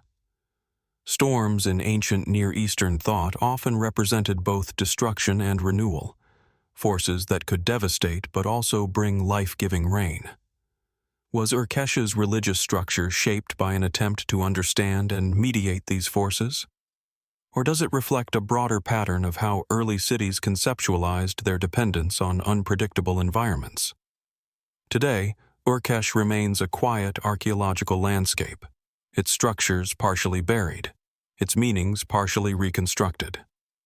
Excavations continue to reveal fragments of a city that once played a significant role in shaping early urban culture in northern Mesopotamia. Yet the full extent of its influence, its internal organization, and its eventual transformation remain incomplete. So what exactly was Urkesh in the earliest stages of civilization? A political center, a religious hub, a frontier experiment in urban development, or something more complex still, where multiple identities overlapped in ways we are only beginning to understand. And beneath its layered ruins and silent stone foundations, what other traces of its forgotten world might still be waiting, preserved just beneath the surface of the ancient plain? From the quiet remains of Urkesh, where the earliest contours of urban life in Mesopotamia fade into the dust of long-abandoned plains, the narrative shifts once more, this time across continents and seas. The story of early civilization does not move in a straight line. It appears instead as a scattered constellation of human ambition, emerging independently in distant lands, yet sharing patterns that still invite questions. Now the journey arrives in eastern China, along the lower Yangtze River basin. Here lies Liangzhu. At first glance, the landscape around Liangzhu appears serene. Low wetlands, slow-moving waterways, and fertile plains shaped by centuries of sediment and river flow. But beneath this calm surface lies one of the most extraordinary Neolithic civilizations ever discovered in East Asia. Dating back to roughly 3,300 to 2,300 BC, the Liangzhu culture represents a highly advanced prehistoric society that flourished long before the rise of Imperial China. What immediately distinguishes Liangzhu is its scale and sophistication.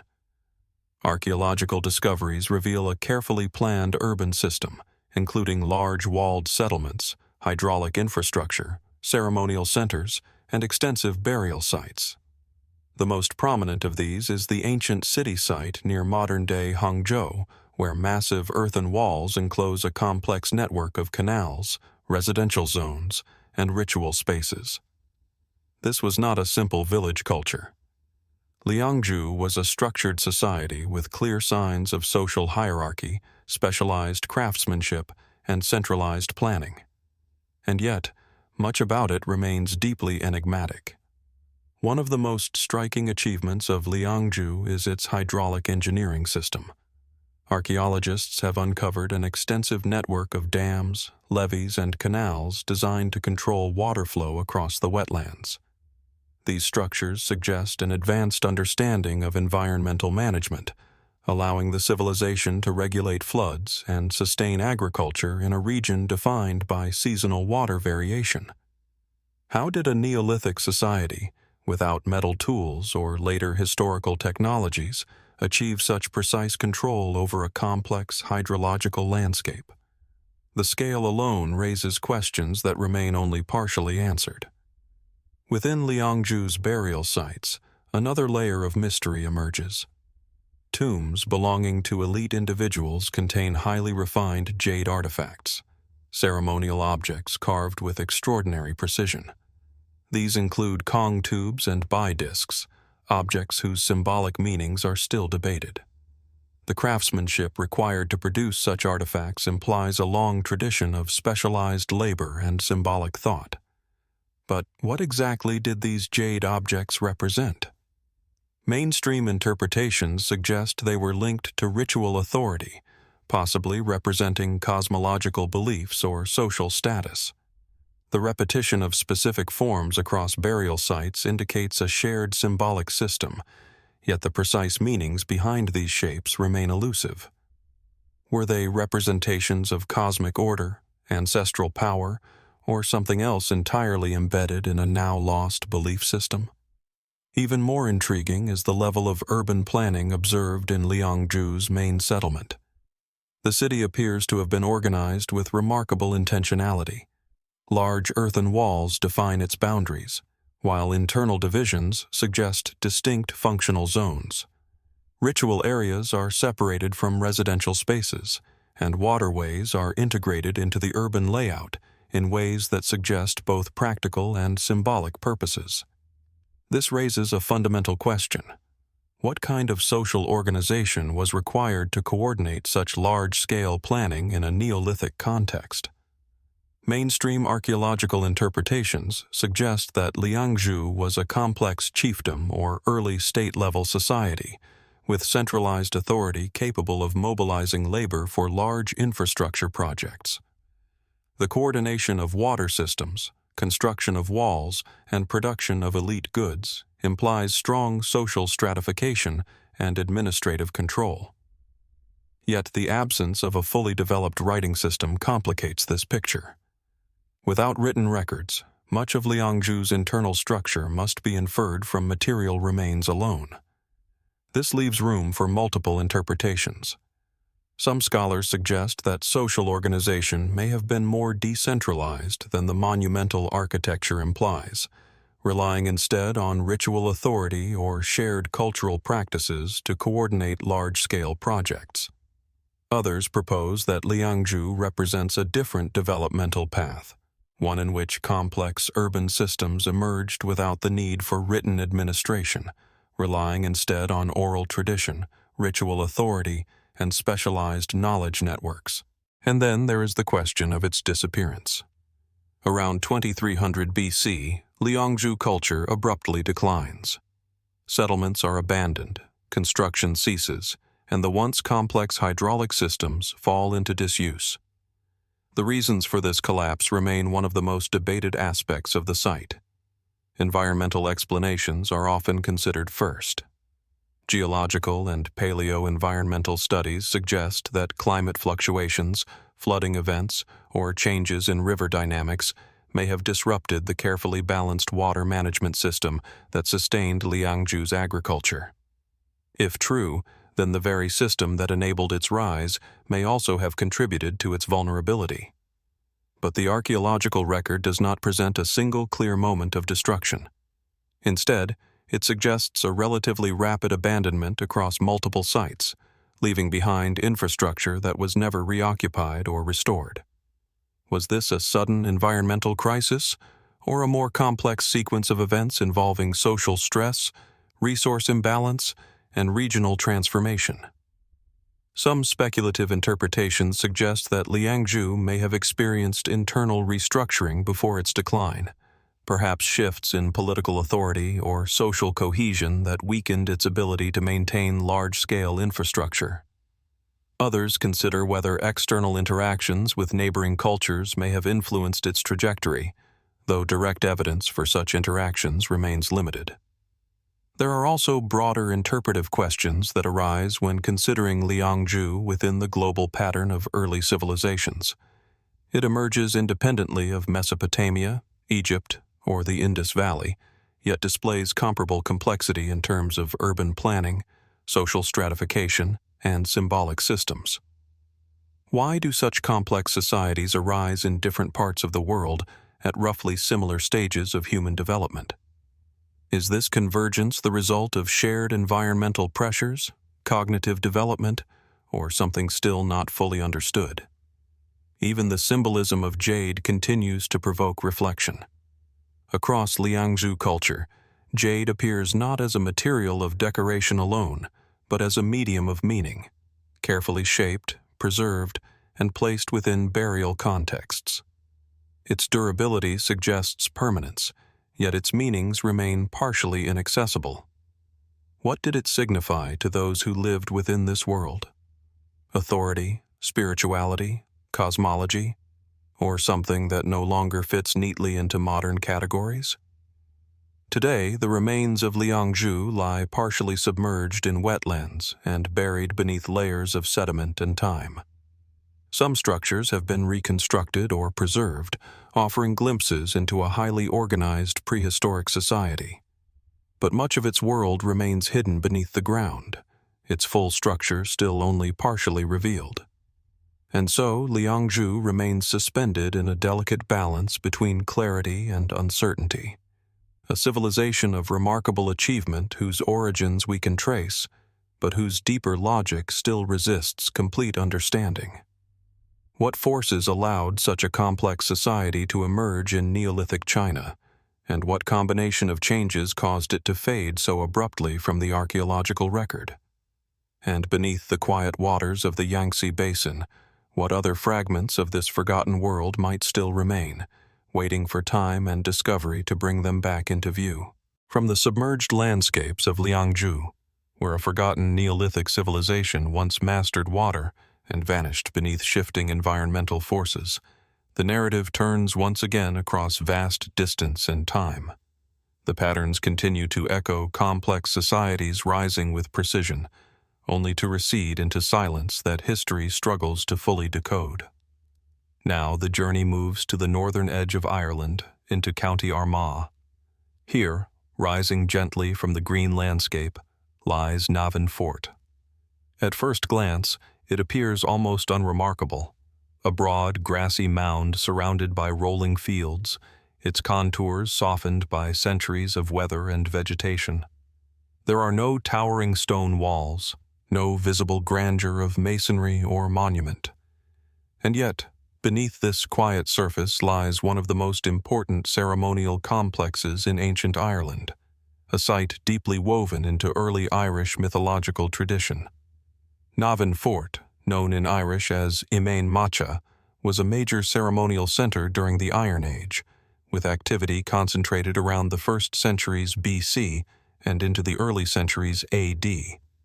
It is traditionally associated with the ancient kingdom of Ulster and features prominently in early Irish epic cycles, where it is described not merely as a fort, but as a royal and ritual seat of immense symbolic importance. Archaeology, however, reveals something more complex than legend alone. Excavations at the site have uncovered evidence of large timber structures, circular enclosures, and ritual deposits. One of the most striking discoveries is a massive timber building constructed in a perfectly circular form, approximately 40 meters in diameter, carefully aligned and deliberately constructed with significant labor investment. This structure appears to have been built, used briefly, and then deliberately burned. Why would an entire monumental structure be constructed only to be set on fire? Mainstream interpretations suggest that Navan Fort was primarily a ceremonial or ritual center, rather than a permanent settlement. The deliberate burning of structures may reflect ritual practices connected to kingship, seasonal cycles, or cosmological beliefs. In this view, destruction was not accidental. It was meaningful, part of a cycle of construction, performance, and renewal embedded in the site's cultural function. But even within this framework, certain aspects remain difficult to fully explain.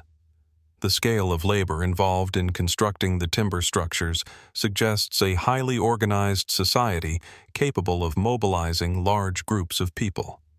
Yet there is little evidence of permanent urban settlement comparable to contemporaneous sites elsewhere in Europe. Was Navan Fort a gathering place for regional elites, or did it serve a more complex function that blended ritual, political assembly, and seasonal occupation? The archaeological record also reveals repeated phases of activity, including earlier and later structures that indicate long-term ritual significance. Over time, the site appears to have been revisited, rebuilt, and reinterpreted, suggesting that its importance persisted even as surrounding political landscapes changed. And then there is the relationship between archaeology and mythology. Navan Fort occupies a central place in early Irish mythological tradition, where it is associated with kingship narratives and legendary figures of Ulster.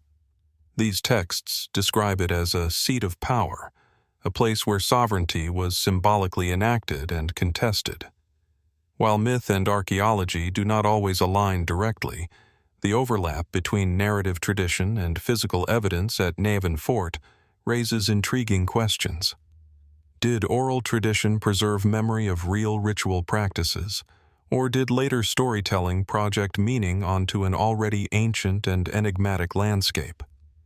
Some scholars suggest that sites like Navan Fort functioned as ceremonial capitals, where seasonal gatherings reinforced social cohesion among dispersed communities. In this interpretation, the site was not a city in the conventional sense, but a focal point for ritual performance, political negotiation, and cultural identity.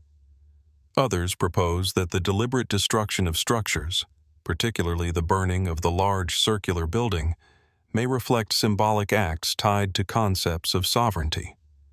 Fire, in many ancient cultures, carries dual meaning: destruction and transformation, ending and renewal. Was the burning of Navan Fort structures an act of closure, or part of a ritual cycle intended to renew authority through controlled destruction?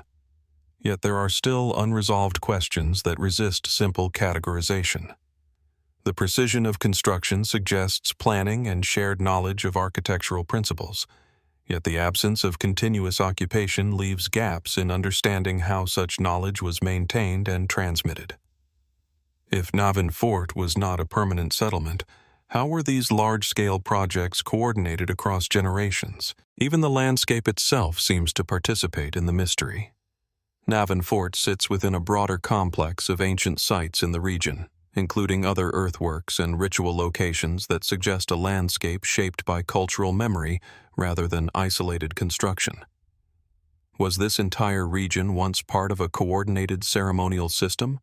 Or are we seeing the remnants of separate traditions later connected through mythology? There are also more interpretive perspectives that approach Navan Fort as a liminal space, neither fully urban nor purely ritual, but something in between. In this view, the site becomes a stage where social order was periodically enacted and dissolved, reflecting cycles of power, identity, and renewal that were central to early Iron Age societies. Such interpretations remain speculative, but they reflect the difficulty of fitting Navan Fort into modern categories of settlement, religion, or governance. Today, the site is quiet. Grass covers the ancient earthworks, and the circular outlines of earlier structures are only faintly visible beneath the surface. From above, the mound appears as a natural rise in the landscape, concealing its complex history beneath layers of soil and time. And so Navan Fort remains suspended between myth and archaeology, between ritual and political function, between memory and material evidence. What exactly was enacted here, in these repeated constructions and burnings? Political power, sacred ritual, communal identity, or something that does not fit neatly into any single category? And beneath the stillness of the Irish landscape, what other traces of its ancient ceremonial life might still remain hidden, waiting for time and interpretation to bring them back into focus?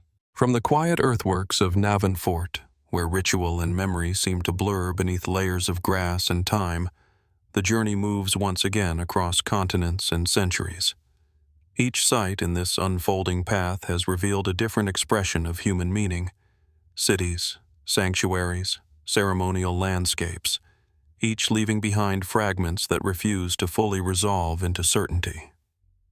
Now the narrative turns southward into the rugged mountains of central Greece. Here, high on the slopes of Mount Parnassus, lies Delphi. At first glance, the site appears almost suspended between earth and sky. Steep cliffs descend into deep valleys, while olive trees and pale stone ruins cling to terraces carved into the mountainside. The air here feels different, thin, still, and charged with a sense of distance from the ordinary world. Even in its ruined state, Delphi carries an atmosphere of deliberate separation, as if it was always meant to exist slightly apart from everyday human life. In antiquity, Delphi was regarded as one of the most important sacred sites in the Greek world. It was home to the sanctuary of Apollo and the famous oracle, where priestesses known as Pythia delivered cryptic prophecies that influenced decisions of war, colonization, and political strategy across the ancient Mediterranean. The sanctuary's origins stretch back to at least the 8th century BC, though some traditions suggest even earlier sacred use of the site. Over time, Delphi evolved into a major religious and cultural center, attracting pilgrims, envoys, and rulers who sought guidance from its oracle. But what exactly made this particular place so powerful in the ancient imagination? Archaeologically, Delphi is structured around a series of temples, treasuries, theaters, and ritual pathways that ascend the mountain in a carefully organized sequence. The sacred way winds upward through votive offerings and monumental dedications from city-states across Greece. Each structure along this path represents not only religious devotion, but also political presence, an assertion of identity within a shared sacred landscape. At the heart of the sanctuary stood the Temple of Apollo, where the oracle was believed to speak. According to ancient accounts, the Pythia would enter a trance-like state, often described as being inspired by vapors rising from a chasm beneath the temple floor. In this state, she would utter words interpreted by priests into prophecies. Modern geology has attempted to investigate these claims. Some studies suggest that natural gases or geological activity in the region could have contributed to altered states of consciousness. Others remain skeptical, noting the lack of definitive evidence for such emissions at the site. And so the question persists. What exactly happened within the temple that gave rise to such consistent reports of prophetic experience across centuries? Mainstream historical interpretations often frame Delphi as a sophisticated religious institution embedded within the political systems of ancient Greece. City-states consulted the oracle before founding colonies, engaging in warfare, or making major civic decisions. In this sense, Delphi functioned as a centralized hub of ritual authority, where divine interpretation and political strategy were deeply intertwined. Yet even within this framework, certain aspects remain difficult to fully explain. The consistency and influence of the oracle across such a long period raises questions about institutional stability and cultural continuity. How did a single sanctuary maintain such authority over diverse and often competing city-states for centuries? Was its power purely religious, or did it also rely on carefully managed political neutrality and communication networks? The archaeological record reveals layers of offerings from across the Greek world, statues, inscriptions, and treasures dedicated by rulers and communities. These dedications suggest that Delphi was not only a spiritual center, but also a stage for political expression, where power was displayed through acts of devotion. But there are deeper, more ambiguous elements embedded in the site's history. Some ancient writers described the oracle's prophecies as deliberately ambiguous, allowing multiple interpretations. Was this ambiguity a result of ritual practice, linguistic formulation, or something more complex in the dynamics between priesthood and supplicant? Or did it reflect a broader cultural understanding that truth itself was not fixed, but open to interpretation? Beyond the mainstream explanations, there are also more speculative interpretations that have emerged over time. Some suggest that Delphi's location was chosen not only for its religious significance, but also for geological and environmental features that may have contributed to its perceived sacredness. The dramatic landscape, acoustic properties of the sanctuary, and possible geological activity have all been examined as factors that could enhance the psychological impact of ritual experience. Others propose that Delphi functioned as a carefully maintained system of controlled communication, where the oracle's statements were shaped by political knowledge gathered from travelers and envoys. In this view, prophecy becomes less supernatural prediction and more strategic synthesis of information, filtered through ritual authority. There are also broader philosophical interpretations that see Delphi as a symbolic center rather than a literal one, a place where human uncertainty was externalized into ritual form. In this understanding, the oracle did not simply predict the future, but gave structure to decision-making in a world where outcomes were inherently uncertain. And yet, even these interpretations do not fully resolve the experience reported by ancient sources. Why did individuals, from city leaders to ordinary pilgrims, consistently return to this single mountain sanctuary for guidance over such a long span of time? What psychological, social, or cultural mechanisms sustained belief in its authority across centuries of political change? Today, Delphi lies in partial ruins, its columns broken, its pathways worn by time. The theater still overlooks the valley below, and the remains of temples stand as silent witnesses to centuries of ritual activity. Yet the sense of presence described in ancient accounts is no longer accessible in the same way. What remains is structure without voice, architecture without prophecy. And so Delphi continues to exist in a space between history and interpretation, part archaeological site, part cultural memory, part unresolved question. What exactly was the Oracle of Delphi?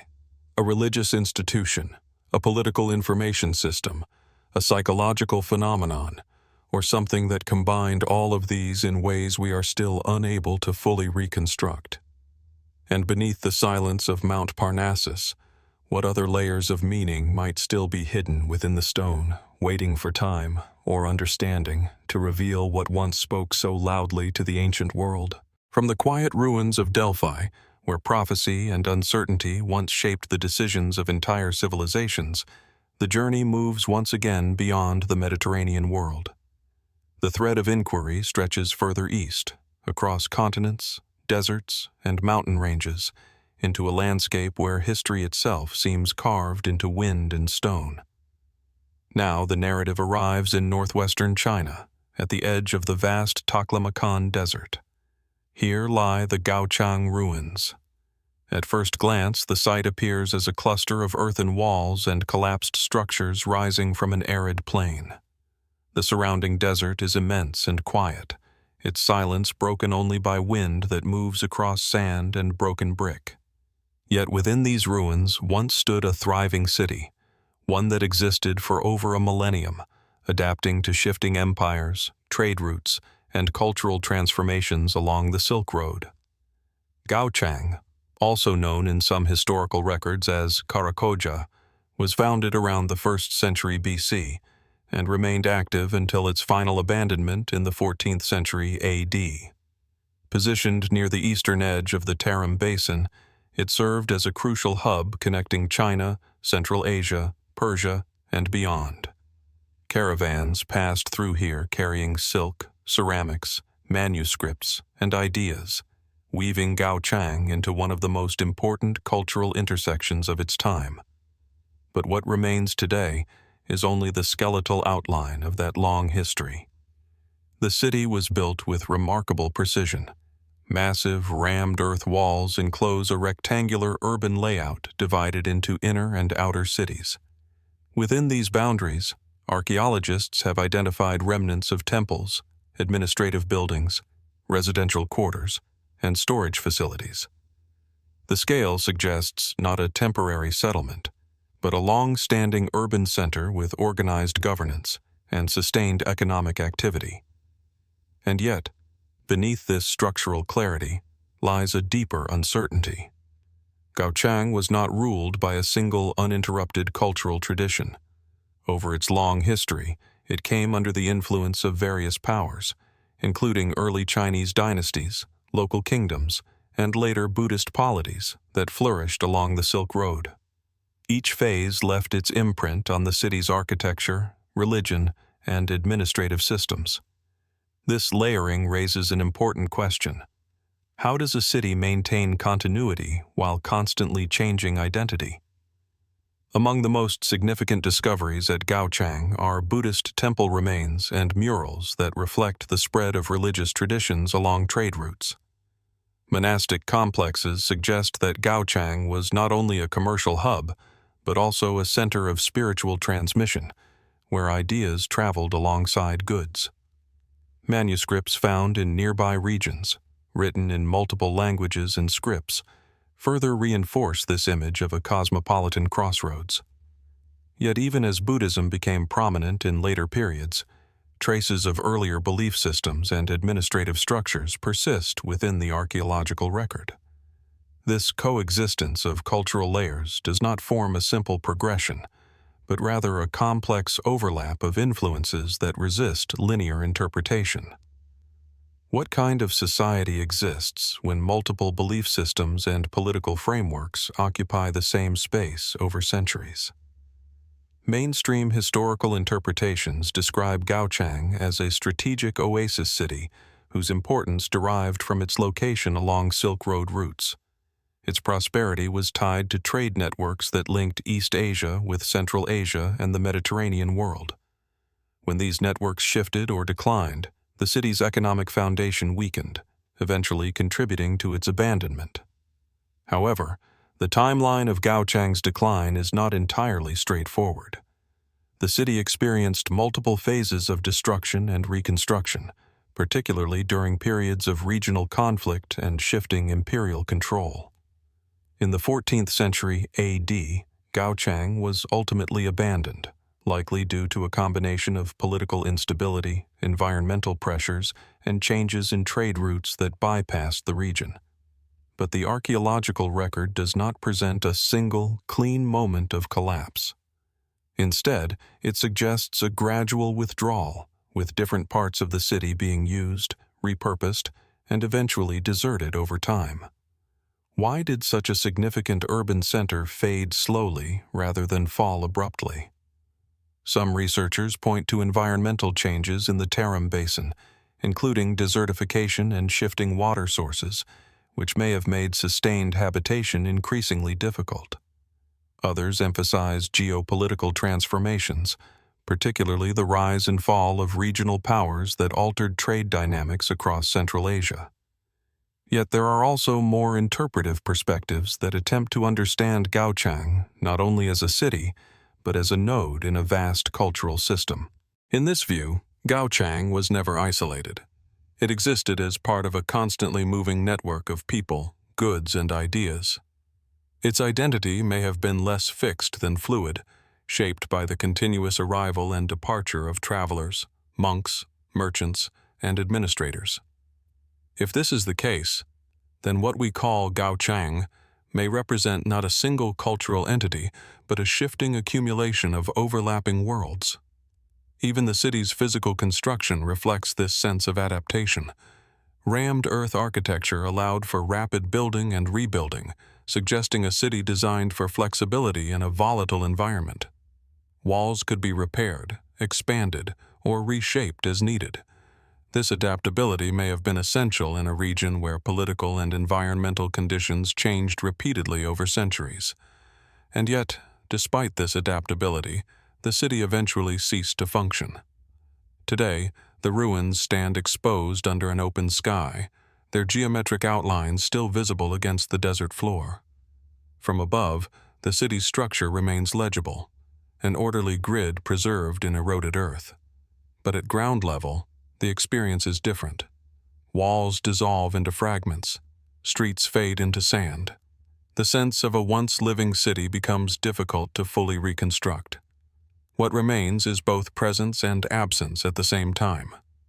Some speculative interpretations suggest that Gaochang's long history of cultural layering may indicate not just adaptation, but a deeper form of identity transformation, where cities along the Silk Road were continuously redefined by the flow of external influences. In this reading, Gaochang was never meant to remain static, but to evolve until the conditions sustaining it no longer aligned with its environment. Others consider whether the city's gradual disappearance reflects a broader pattern seen across Silk Road settlements. Once major trade routes shifted, entire urban systems slowly lost relevance, not through destruction, but through redirection of movement and attention. Still, even these explanations leave gaps. What did it feel like for the final inhabitants to leave a city that had endured for over 1,000 years? Was it a sudden departure, or a slow realization that the world around them was no longer passing through their streets? And beneath the wind-shaped ruins of Gaochang, what other fragments of its layered past might still remain buried, waiting for time or chance to reveal the full depth of a city that once stood at the crossroads of civilizations?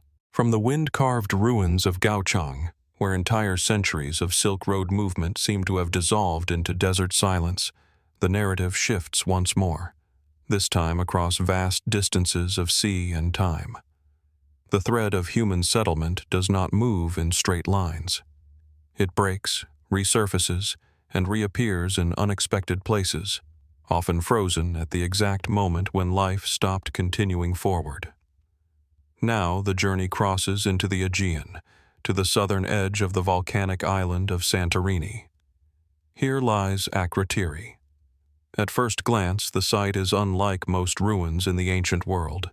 It is not exposed stone under open sky, nor weathered walls eroded by centuries of wind.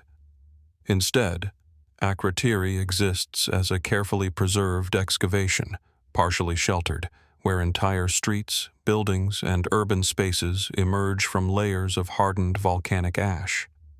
The silence here feels different, sealed rather than eroded, as if the city was not abandoned over time, but paused in an instant and preserved mid-life. Akrotiri was a Minoan settlement that flourished during the Bronze Age, roughly in the 2nd millennium BC. It was part of a wider Aegean civilization connected through trade, maritime exchange, and shared cultural traditions. Archaeological evidence shows a highly developed urban environment, multi-story buildings, advanced drainage systems, paved streets, and elaborately decorated interiors.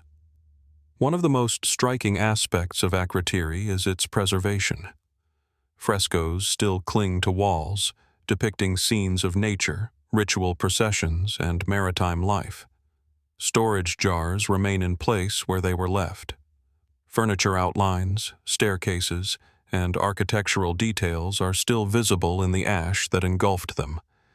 It is a city that appears not destroyed in fragments, but suspended in continuity at the moment of catastrophe. And that catastrophe is one of the most studied and still debated events in the ancient Aegean. Around the 17th century BC, Akrotiri was buried under volcanic ash following a massive eruption of the Thera volcano, one of the largest known volcanic events in human history. Geological evidence confirms the scale of the eruption, which reshaped the island and likely triggered tsunamis and atmospheric effects across the region. The city was buried so completely that many structures were preserved almost intact beneath layers of pumice and ash. But here is the central mystery. Despite the scale of destruction, very few human remains have been found at the site. This absence has led to one of the most enduring questions in Aegean archaeology. If the eruption was sudden and catastrophic, why were so few bodies left behind? Did the inhabitants evacuate in time, perhaps reading early warning signs of volcanic activity? Or did the disaster unfold in phases, allowing at least partial escape before the final burial? Mainstream interpretations often suggest that the population may have left the city before the final eruption phase, possibly due to earthquakes or early volcanic disturbances. Evidence of seismic damage in earlier layers supports the idea that the eruption was not a single instantaneous event, but a sequence of escalating geological disruptions. Yet even within this explanation, uncertainty remains. No written records from Akrotiri itself survive to describe what its inhabitants experienced. Unlike other Bronze Age civilizations, there are no deciphered texts that provide direct testimony. The city's story is reconstructed entirely through architecture, artifacts, and environmental analysis. What kind of civilization builds such complexity, yet leaves no written account of its final moments? The urban structure of Akrotiri suggests a society deeply engaged in trade and maritime networks. Imported goods from Crete and other Aegean islands indicate active participation in regional exchange. The architecture reflects careful planning, with drainage systems and building techniques that suggest adaptation to environmental conditions, including seismic activity, an important consideration in a volcanic region. Some scholars propose that the inhabitants of Akrotiri may have been aware, at least in part, of the risks posed by their environment. The presence of reinforced structures and possible repair phases in buildings suggests ongoing adaptation to instability. If so, did this awareness influence evacuation decisions before the final eruption? Beyond mainstream interpretations, there are also more speculative reflections that arise when considering the nature of the site's preservation. The near-complete absence of valuables and bodies has led some to wonder whether the evacuation was more organized than previously assumed. Was Akrotiri abandoned in stages, with residents leaving gradually as warning signs intensified? Or was there a final moment of rapid departure, leaving behind only what could not be carried? Other interpretations focus on the psychological dimension of the event. What does it mean for an entire city to be preserved in the moment just before disappearance? Unlike cities destroyed and rebuilt over time, Akrotiri represents a single interrupted instant, life frozen rather than erased. There are also broader questions about how such a catastrophe would have been understood by those who lived through it. In a world where natural phenomena were often interpreted through religious or symbolic frameworks, how might the eruption have been perceived? A punishment, a transformation, a warning, or something beyond human comprehension? Even today, the scale of the Thera eruption continues to be studied for its wider regional effects. Some researchers explore possible connections between this event and disruptions in surrounding civilizations, though direct causal links remain debated. What is clear is that the eruption had significant environmental consequences, altering landscapes and possibly influencing cultural trajectories across the eastern Mediterranean. Yet Akrotiri itself remains distinct in its silence. There are no signs of violent destruction within the city, no widespread evidence of fire, conflict, or hurried collapse. Instead, there is order preserved beneath ash. Streets remain aligned, rooms remain intact, objects remain where they were placed. It is this stillness that continues to define the site's mystery. Today, visitors walk along elevated platforms above the excavation, looking down into a city that seems paused between presence and absence. Walls rise from volcanic layers like memories held in stone. Painted figures still gaze across reconstructed surfaces, their expressions unchanged by time. And so Akrotiri remains suspended in a question that has not yet fully resolved itself. Was this a city that was successfully evacuated before catastrophe? A civilization that narrowly escaped destruction? Or does its preservation tell a more complex story? One in which human response, natural forces, and time itself combined to create one of the most complete yet incomplete records of ancient life ever discovered. And beneath the layers of volcanic ash that sealed Akrotiri for millennia, what other fragments of its final days might still remain, waiting to reveal what truly happened in the moment when the island of Thera changed forever?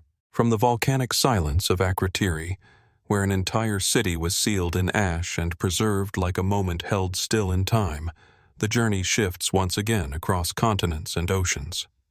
The story of human civilization does not remain confined to one region or one pattern.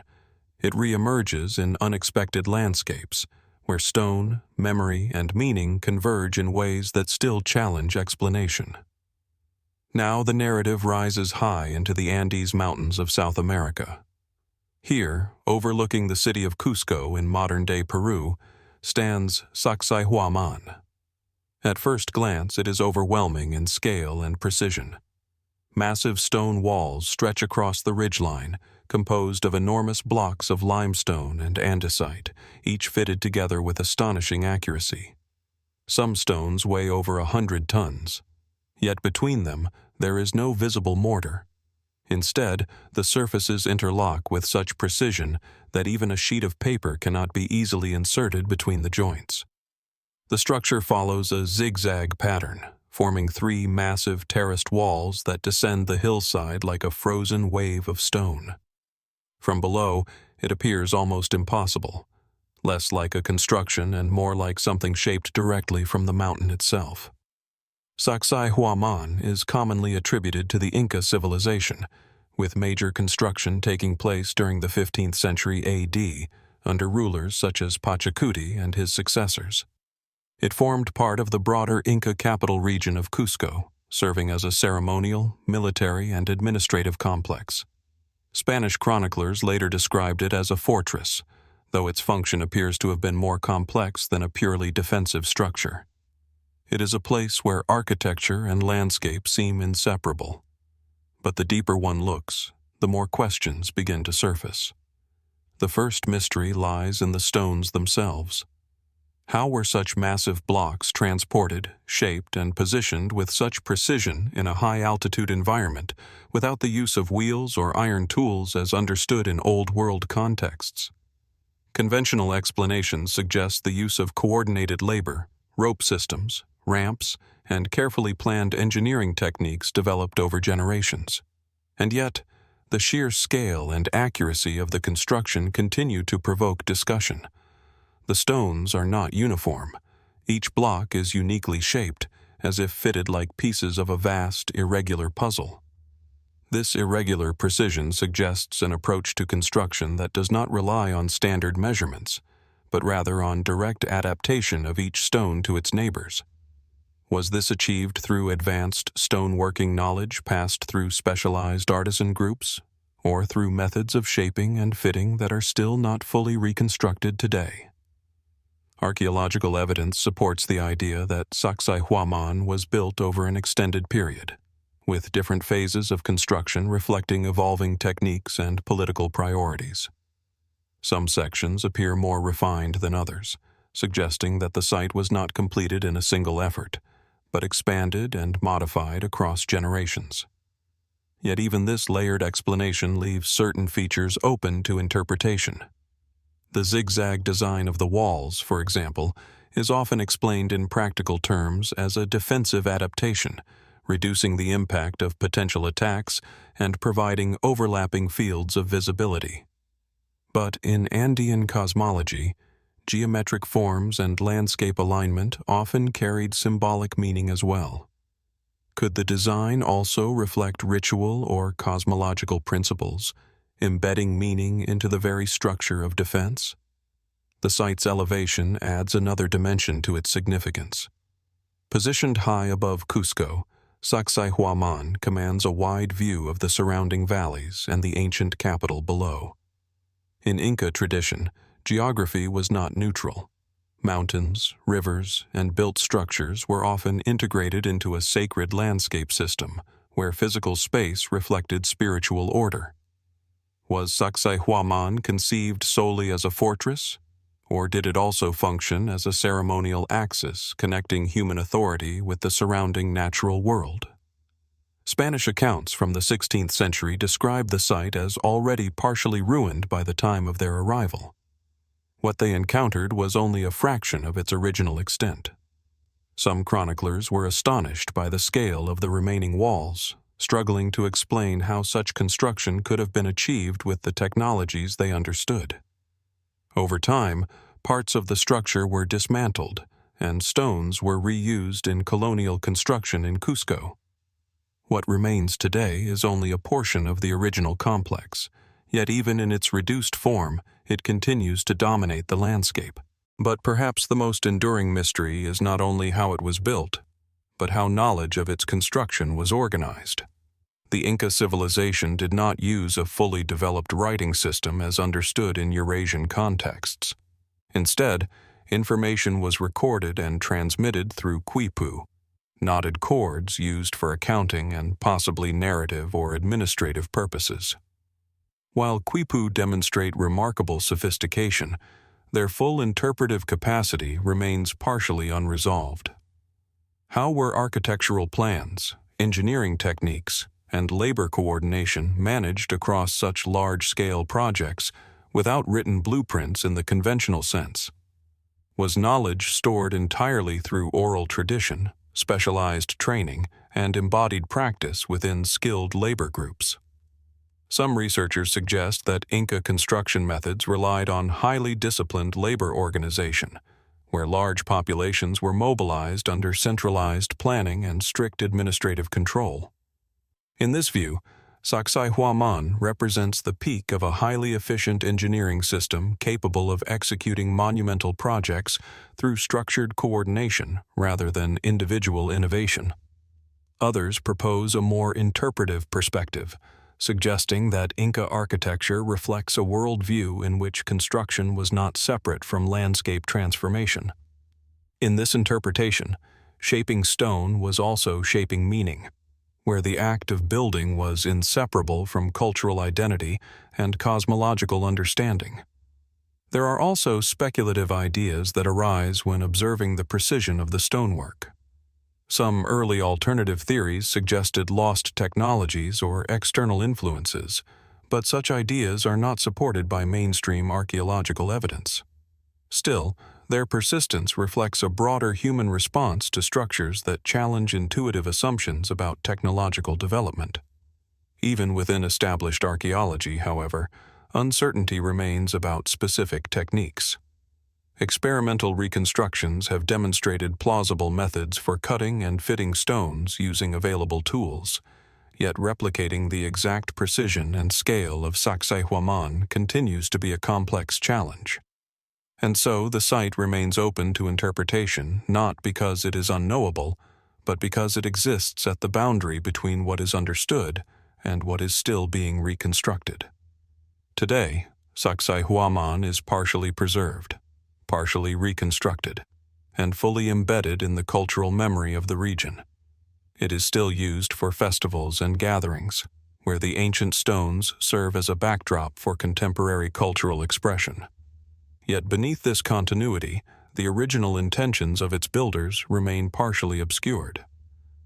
Was Sacsayhuamán primarily a fortress, a ceremonial center, a political statement, or a combination of all three? Did its builders see it as a finished structure, or as something meant to evolve continuously with the changing needs of their society? And beneath the immense stones that still hold their positions after centuries of seismic activity and environmental change, what deeper understanding of engineering, landscape, and meaning might still be hidden, waiting not for discovery alone, but for interpretation that can fully bridge the distance between ancient intention and modern comprehension? From the towering stone precision of Sacsayhuamán in the Andes, where massive blocks still defy easy explanation in their placement and purpose, the journey descends once more, this time away from the high mountains and toward the coastal deserts of South America. The narrative shifts from altitude to aridity, from carved mountain stone to earthen architecture shaped by wind, sand, and time. Now the path leads to northern Peru, near the present-day city of Trujillo. Here lies Chan Chan. At first glance, the site appears almost fragile in comparison to the monumental stonework of the Andes. It is a vast sprawl of adobe walls rising from the desert floor, sun-baked earth shaped into geometric compounds, corridors, and enclosures that stretch across nearly 20 square kilometers. From above, Chan Chan resembles a faded imprint pressed into the landscape, its forms softened by centuries of erosion, yet still preserving the outline of an immense urban vision. Chan Chan was the capital of the Chimu civilization, which flourished along the northern coast of Peru between approximately 900 AD and 1470 AD, before being absorbed into the expanding Inca Empire. At its height, it was the largest city in pre-Columbian South America, a political and administrative center that governed a vast coastal territory. Unlike stone-built cities that endure through sheer material resistance, Chanchan was constructed primarily from adobe, sun-dried clay bricks reinforced with organic materials. This choice reflects both the environment and the ingenuity of its builders, who adapted architecture to one of the driest regions on Earth. And yet, this very materiality carries a paradox. How does a civilization create one of the largest urban centers in the ancient Americas using materials so vulnerable to time, rain, and erosion? The city was organized into a series of walled citadels, each functioning as a self-contained administrative and ceremonial complex. These compounds contained palaces, storage facilities, burial platforms, and open courtyards. Each successive ruler appears to have constructed a new royal compound, while older ones were either repurposed or symbolically sealed off. This pattern suggests a political system structured around cycles of succession and architectural renewal.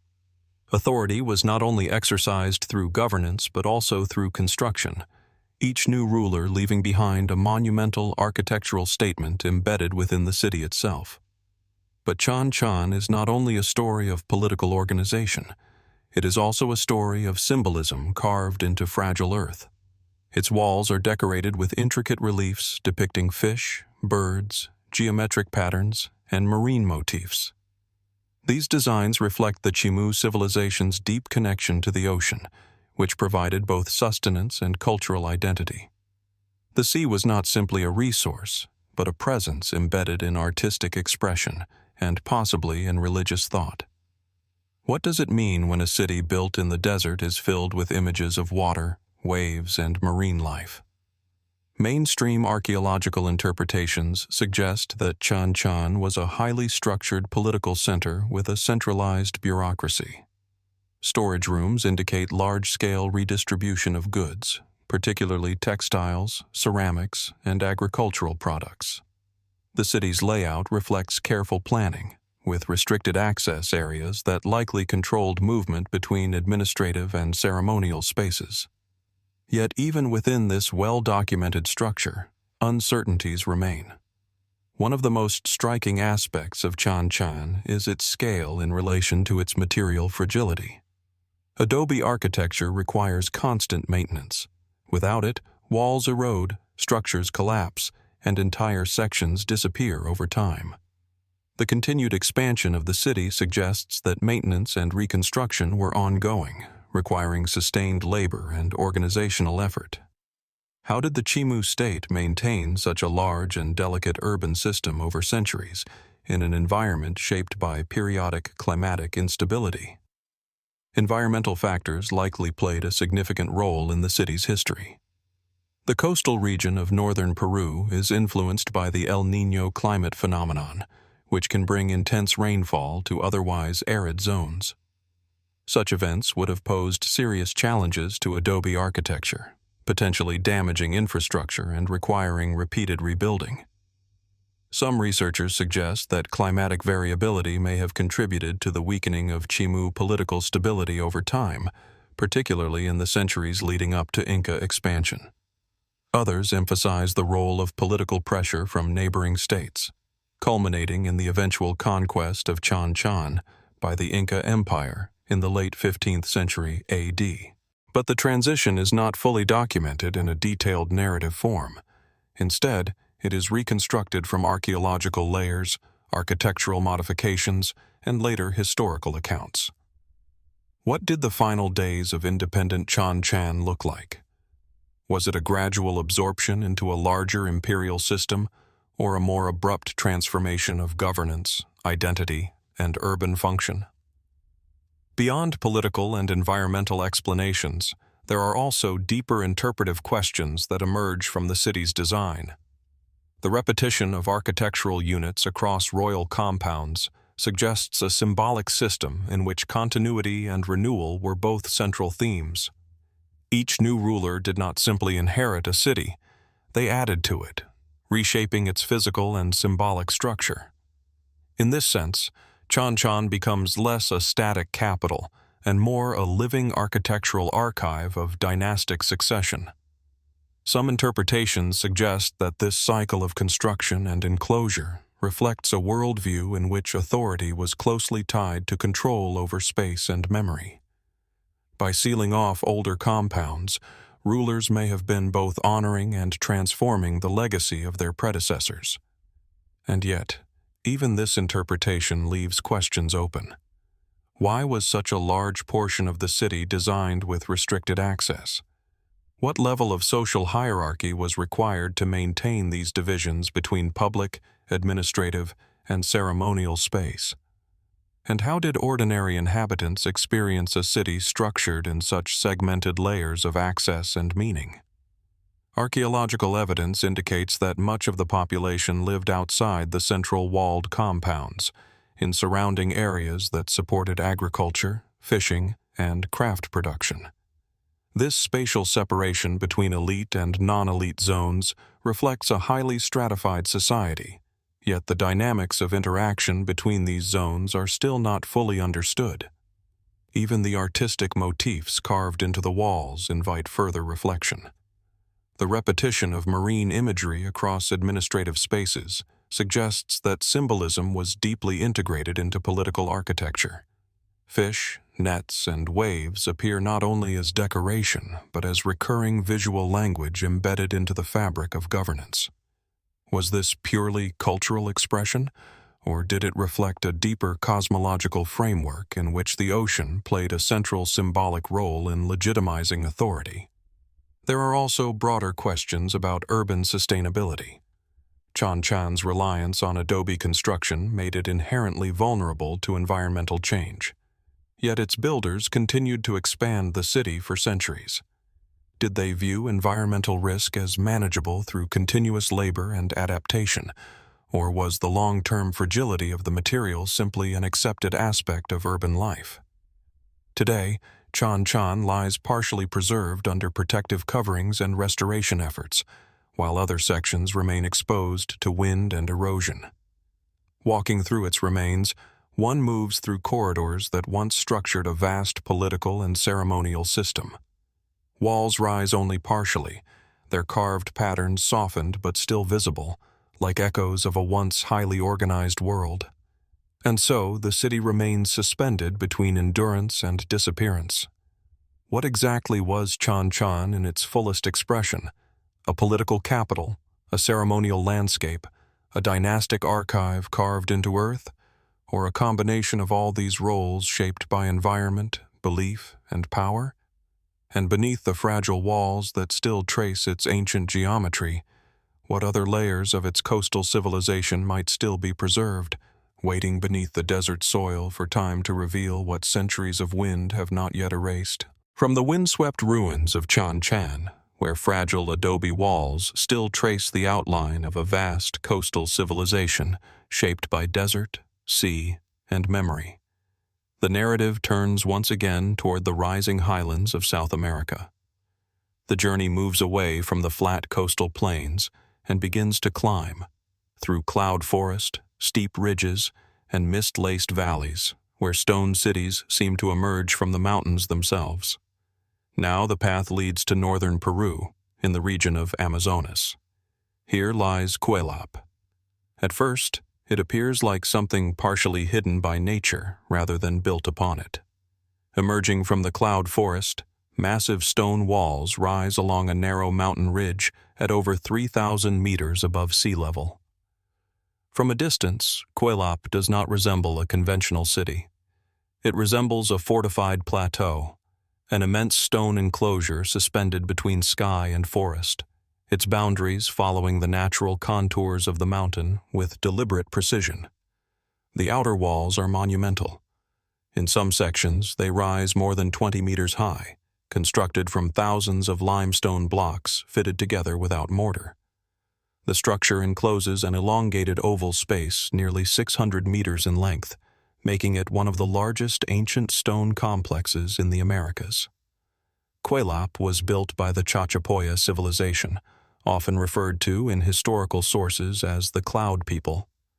Their culture flourished in the high Andes of northern Peru, roughly between 500 AD and the Inca expansion in the 15th century AD. Unlike the better-known coastal and imperial civilizations of the region, the Chachapoya developed in relative isolation within steep mountain environments, where dense cloud forests and rugged terrain shaped both their architecture and their worldview. And yet, despite this isolation, Kuelap reveals a level of architectural ambition that rivals many better-known ancient sites. Within its massive perimeter walls lie over 400 circular stone structures, arranged in clusters and aligned along narrow pathways. These buildings likely served as residences, storage spaces, and ceremonial areas. Many are decorated with geometric friezes and carved motifs, suggesting a shared symbolic language embedded into architecture itself. But what makes Kuelap particularly striking is not only its scale, but its location. Why build such an immense fortified settlement on a narrow mountain ridge surrounded by steep drop-offs and dense forest? Mainstream archaeological interpretations suggest that Kuelap functioned as both a defensive stronghold and a ceremonial center. Its elevated position provided natural protection and wide visibility over surrounding valleys. The Chachapoya region was historically fragmented, with multiple groups occupying adjacent territories, and fortifications like Kuelap may have reflected periods of conflict, alliance building, or territorial defense. Yet even this explanation does not fully account for the site's complexity. The sheer scale of construction required to build Kuelap in such an environment implies a highly organized society capable of mobilizing labor, transporting materials, and maintaining long-term construction projects across difficult terrain. Limestone blocks were quarried and shaped locally, but their placement still required careful coordination and engineering knowledge adapted to mountainous conditions. How did a society without large draft animals or wheeled transport manage such large-scale construction at altitude? Within the site, the arrangement of structures suggests more than simple habitation. The circular buildings are grouped in patterns that may reflect social organization, kinship structures, or ritual divisions. Narrow passageways connect different sectors, sometimes forcing controlled movement through the settlement. This design suggests that space itself was structured not only for living, but for regulating interaction and access. Some scholars propose that Kuelap functioned as a fortified urban center where community identity and defense were deeply intertwined. Others suggest it may have served as a regional ceremonial hub where multiple groups gathered periodically for ritual, exchange, and political negotiation. And yet, the archaeological record remains incomplete enough to leave room for uncertainty. One of the most intriguing aspects of Kuelap is the relative scarcity of written records from the Chachapoya themselves. Unlike civilizations with extensive written traditions, much of what is known about the Chachapoya comes from archaeological evidence and later accounts, particularly from Inca and Spanish chroniclers. These sources, however, are filtered through external perspectives, often written after conquest or cultural disruption. What was Kuelap to its builders before it was interpreted by outside observers? Even the question of daily life within Kuelap remains partially open. Evidence of storage vessels, food preparation areas, and domestic spaces suggests sustained occupation, but the full rhythm of life within the fortress is still being reconstructed. Did people live there permanently, or was it occupied seasonally during periods of tension or ritual gathering? The architecture itself raises additional questions. The massive outer wall of Kuelap is not smooth or purely defensive in design. It contains angled slopes, decorative elements, and structural variations that suggest multiple phases of construction. Some sections appear to have been modified over time, indicating that the site evolved rather than being built in a single unified effort. This layered construction invites a broader question. Was Kuelap conceived as a finished fortress, or as a continuously evolving landscape of stone and meaning? The site also contains burial structures and elevated platforms that hint at ritual significance.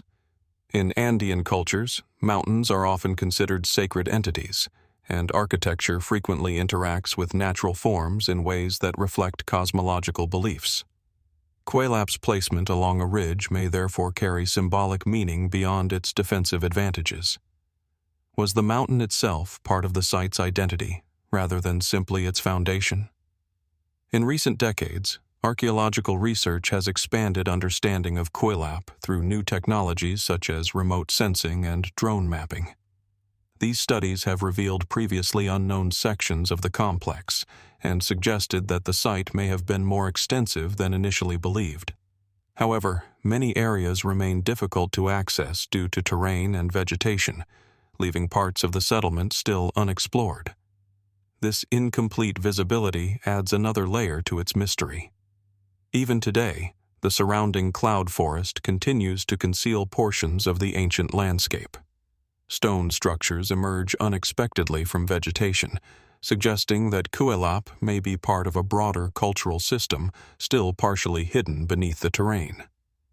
There are also interpretive perspectives that view Kuelap not only as a physical fortress, but as a cultural statement embedded in the landscape. In this view, its monumental walls are not just barriers, but declarations of identity, assertions of presence in a region defined by elevation, isolation, and ecological diversity.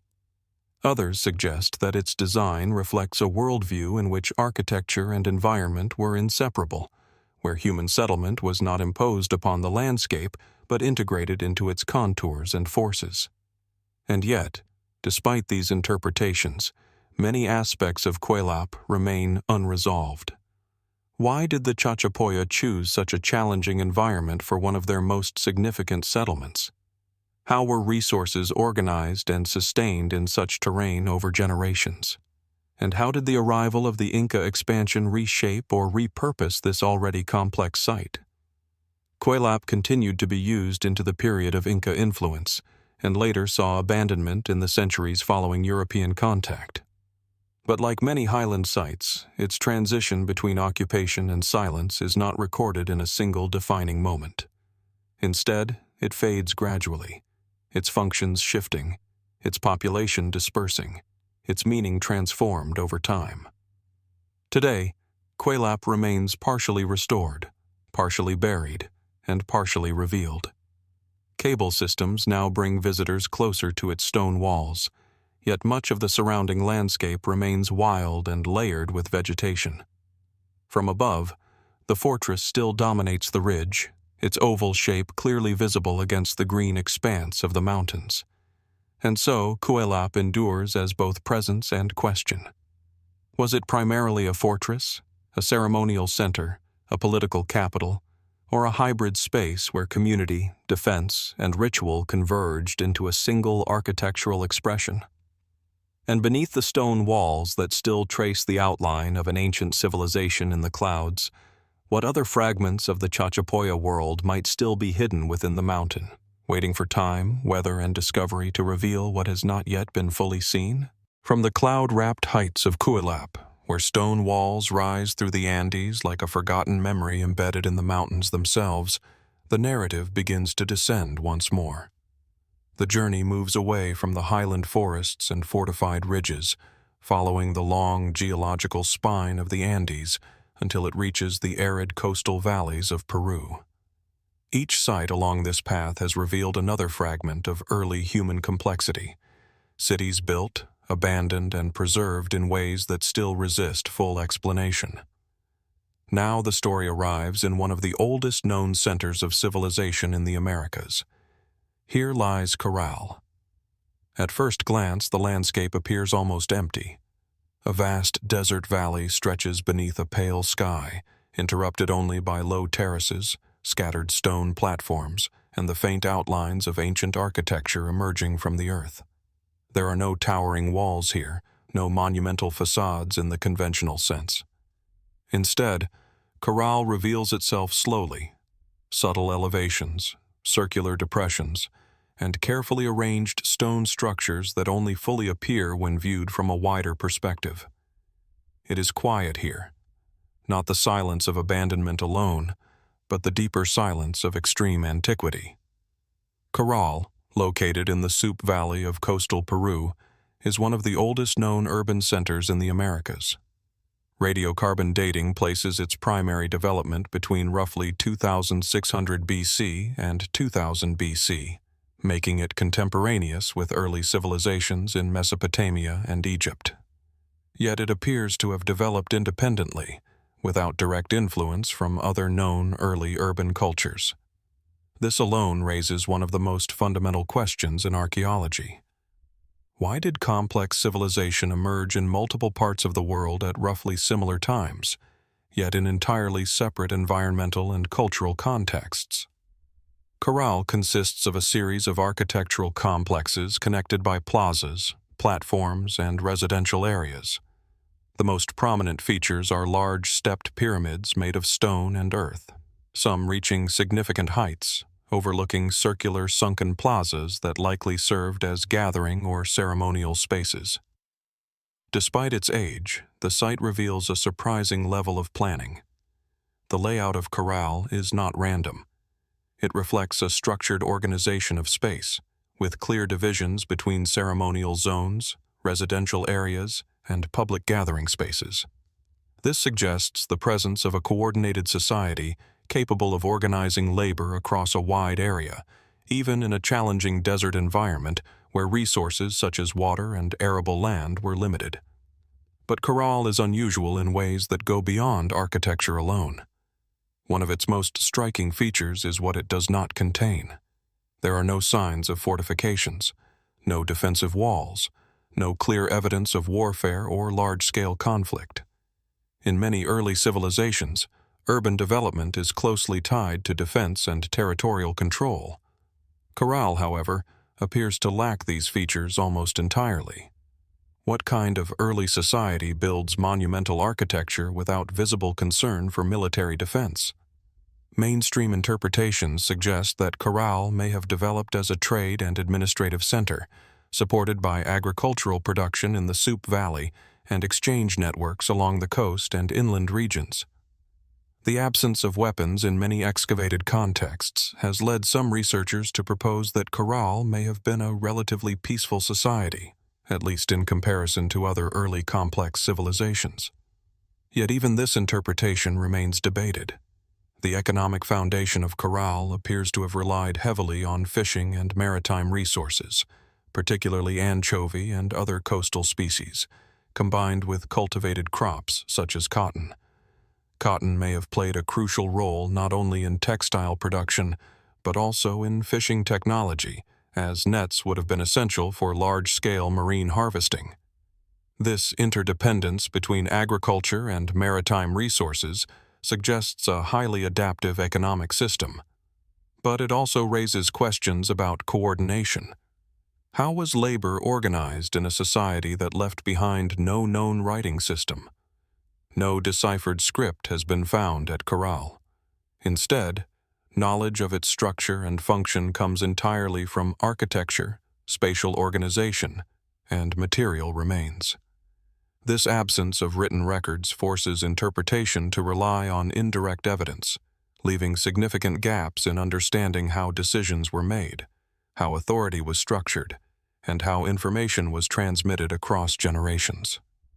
Some researchers suggest that Caral may have relied on early forms of record-keeping using knotted cords or other non-written systems, though direct evidence remains limited.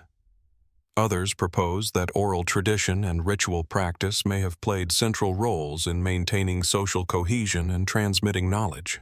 And then there is the question of the pyramids themselves.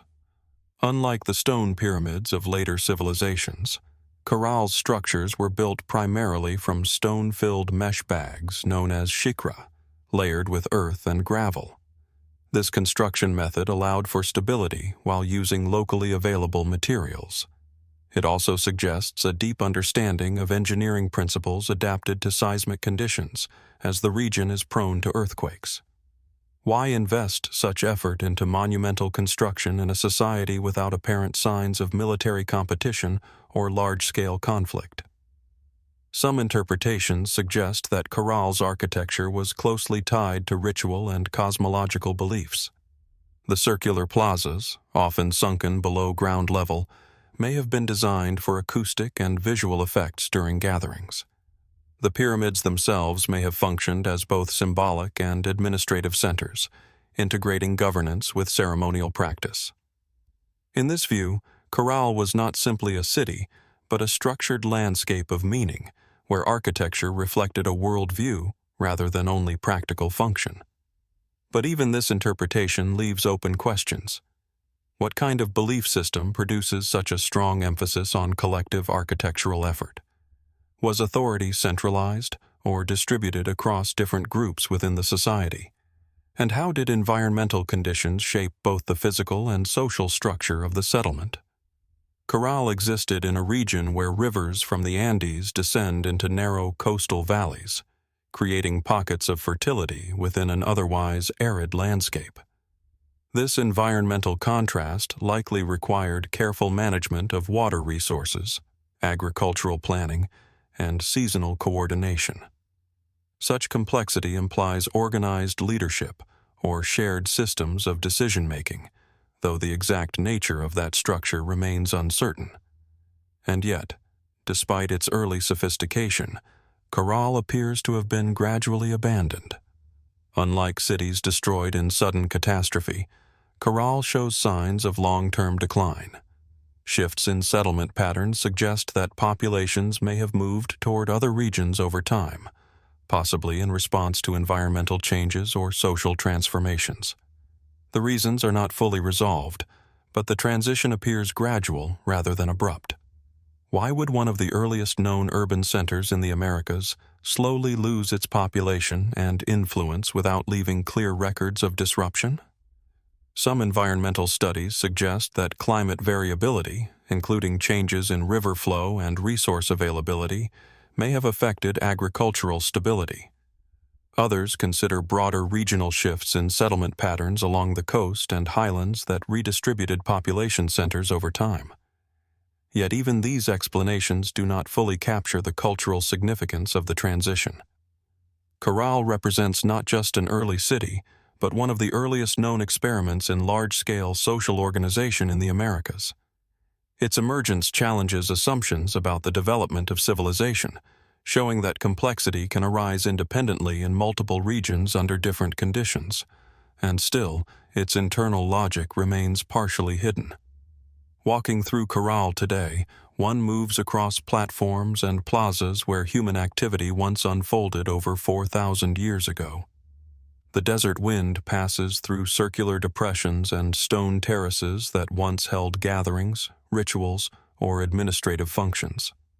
The absence of walls and inscriptions creates a different kind of archaeological experience, one defined not by what is preserved in detail, but by what must be inferred from silence. And so Caral remains suspended in a quiet question. What kind of society builds one of the world's earliest cities, not through conquest or written command, but through coordinated architecture, shared labor, and environmental adaptation in a fragile desert landscape? And beneath the layers of sand and stone that still outline its ancient geometry, what other traces of this earliest urban experiment might still be waiting, silent, buried, and not yet fully understood? From the quiet geometric remains of Caral, where one of the earliest known urban experiments in human history slowly dissolved into desert silence, the narrative turns once again across continents. The thread of early civilization does not move in isolation. It appears, disappears, and re-emerges in distant lands, each time expressing complexity in new forms, shaped by environment, belief, and time. Now the journey crosses into the lush lowlands of Central America, into present-day western Honduras. Here, nestled within a valley surrounded by forested hills and river systems, lies Copán. At first glance, Copán does not present itself as a single monumental structure, but rather as a carefully integrated landscape of stone architecture, plazas, stairways, and sculpted monuments. The air here is humid, dense with vegetation that has, over centuries, partially reclaimed the ancient city. Yet beneath the forest canopy, stone rises in deliberate arrangement, platforms, temples, and intricately carved stelae that still carry the weight of a once powerful civilization. Copán was one of the major city-states of the ancient Maya civilization, flourishing primarily between the 5th and 9th centuries A.D. It served as a political, ceremonial, and intellectual center in the southern Maya lowlands, renowned especially for its artistic and scientific achievements. But Copán is not only remarkable for what it was, it is equally compelling for how much of its story still resists full clarity. The heart of the site is the Great Plaza, a vast open space surrounded by monumental architecture and carved stone stelae depicting rulers in elaborate ceremonial attire. These monuments are not merely decorative. They function as historical records, political statements, and cosmological expressions carved into stone. Each stela appears to mark the reign of a ruler, combining portraiture with hieroglyphic inscriptions that describe lineage, ritual events, and astronomical cycles. Yet despite significant advances in the decipherment of Maya script, many inscriptions at Copán still contain complex references that are difficult to fully interpret in context. What deeper meanings might be embedded in these carved histories that modern translation can only partially recover? One of the most striking features of Copán is the hieroglyphic stairway, a monumental structure consisting of thousands of individual stone steps, each carved with glyphs forming one of the longest known inscriptions in the ancient Maya world. Stretching across a pyramid structure, the stairway functions not only as architecture, but as narrative, a literal ascent through recorded history. Yet even here, where text and structure merge, interpretation is not always straightforward. Some portions of the inscription are damaged or displaced, and the original sequence has required reconstruction through careful archaeological analysis. What story was originally intended when every step was first aligned in sequence? And how did those who ascended it experience a structure that functioned simultaneously as monument, text, and ritual pathway? Mainstream archaeological interpretations describe Copán as a dynastic Maya city ruled by a series of kings who engaged in ritualized governance, warfare, and alliance building with neighboring city-states. Its rulers were deeply involved in astronomical observation, calendrical systems, and ritual performance that reinforced political legitimacy. The precision of Maya astronomy is well documented. Observations of Venus cycles, lunar patterns, and solar events were integrated into ceremonial and political life. At Copán, architectural alignments suggest that buildings were constructed with careful attention to celestial events, indicating that the city itself was designed as a reflection of cosmic order. But even with this understanding, Copán raises persistent questions. Unlike some other Maya centers that declined rapidly due to warfare or environmental stress, Copán's transition appears more gradual and complex. By the early 9th century A.D., the city's political power weakened, monumental construction ceased, and population levels declined. Yet the exact combination of factors behind this transformation remains debated. Was it environmental degradation, overpopulation, resource depletion, political fragmentation, or a combination of these pressures that led to the city's gradual abandonment? Some studies suggest that deforestation and soil exhaustion in the surrounding valley may have reduced agricultural productivity, placing strain on the city's economic foundation. Others emphasize shifting political alliances and internal dynastic struggles that may have destabilized long-standing governance structures. And yet, even these explanations do not fully account for the cultural complexity of the transition. One of the most intriguing aspects of Copán is how much of its intellectual and artistic tradition appears to persist even during its later periods. Artistic production continues, inscriptions are still carved, and ritual spaces remain active long after signs of political weakening begin to emerge. This suggests that cultural and political decline did not occur in a single synchronized collapse. Instead, Copán seems to have experienced a gradual unraveling of systems that once sustained its complexity. But what does it mean for a civilization to slowly lose its center of gravity without a single defining moment of destruction? Beyond political and environmental interpretations, there are deeper questions about how Copán functioned as a knowledge system. The integration of astronomy, mathematics, ritual, and governance suggests a worldview in which these domains were not separate, but interdependent. The Maya calendar system, with its interlocking cycles of time, reflects a conception of history that is cyclical rather than linear. Time itself was structured as a repeating pattern of creation, transformation, and renewal. Did Copán's rulers see their city as part of this larger cosmic cycle? And if so, how did that belief shape decisions about construction, governance, and ritual practice? Even the physical layout of the city reflects this layered complexity. Copán is not a rigid grid or a single unified plan. Instead, it appears to have grown incrementally, with successive rulers adding structures that modified and reinterpreted earlier spaces. This creates a layered architectural landscape where different historical periods coexist in close spatial proximity. Walking through the site today, one moves not through a single moment in time, but through multiple overlapping eras of construction and meaning. Some structures remain partially buried, while others have been carefully restored. Sculpted figures still watch from stone facades, their expressions preserved through centuries of tropical weathering. The forest itself presses close to the ruins, creating a sense that the city is both revealed and concealed at the same time. And so Copán exists not only as an archaeological site, but as a dialogue between memory and erosion.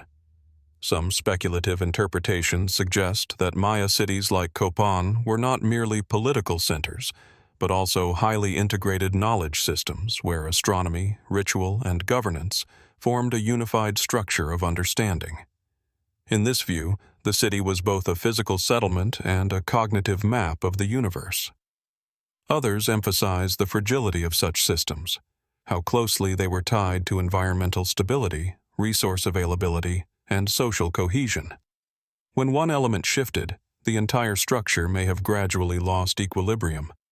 Yet even these interpretations leave space for uncertainty. Why did Copán's inscriptions preserve so much detail about rulers and rituals, yet leave so little explicit explanation of the broader social and environmental challenges it faced? Was this a deliberate focus on elite narrative, or a reflection of how knowledge itself was structured in Maya society? Today, Copán remains partially excavated, partially hidden beneath vegetation, and partially reconstructed for study and preservation. It continues to reveal new inscriptions, new architectural details, and new fragments of its long history. But each discovery seems to expand the questions as much as it answers them. And so the city remains suspended in a quiet tension between revelation and concealment. What exactly was Copán in its fullest expression? A dynastic capital, a scientific observatory, a ritual landscape, or a living system where all these functions were inseparable? And beneath the carved stone monuments and forest-covered plazas that still preserve its outline, what other layers of meaning might remain hidden, waiting for time and interpretation to bring them once again into view?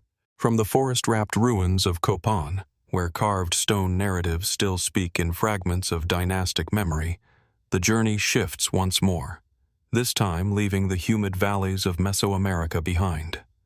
The landscape opens outward, across deserts and high plateaus, where silence becomes wider, older, and more absolute. The thread of human settlement continues, but now it moves into a region defined not by dense forest or river valleys, but by vast emptiness and stone. Now the path leads into the high desert of what is today the southwestern United States. Here, in northern New Mexico, lies the Chaco Canyon complex. At first, the canyon appears stark and almost unforgiving. Red sandstone cliffs rise along a wide, arid basin carved by seasonal water flows. The sky feels larger here, uninterrupted by forest or modern structures, and the silence carries a different weight, one shaped by distance and time rather than absence alone. And yet, within this seemingly empty landscape, there exists one of the most remarkable concentrations of ancient architecture in North America.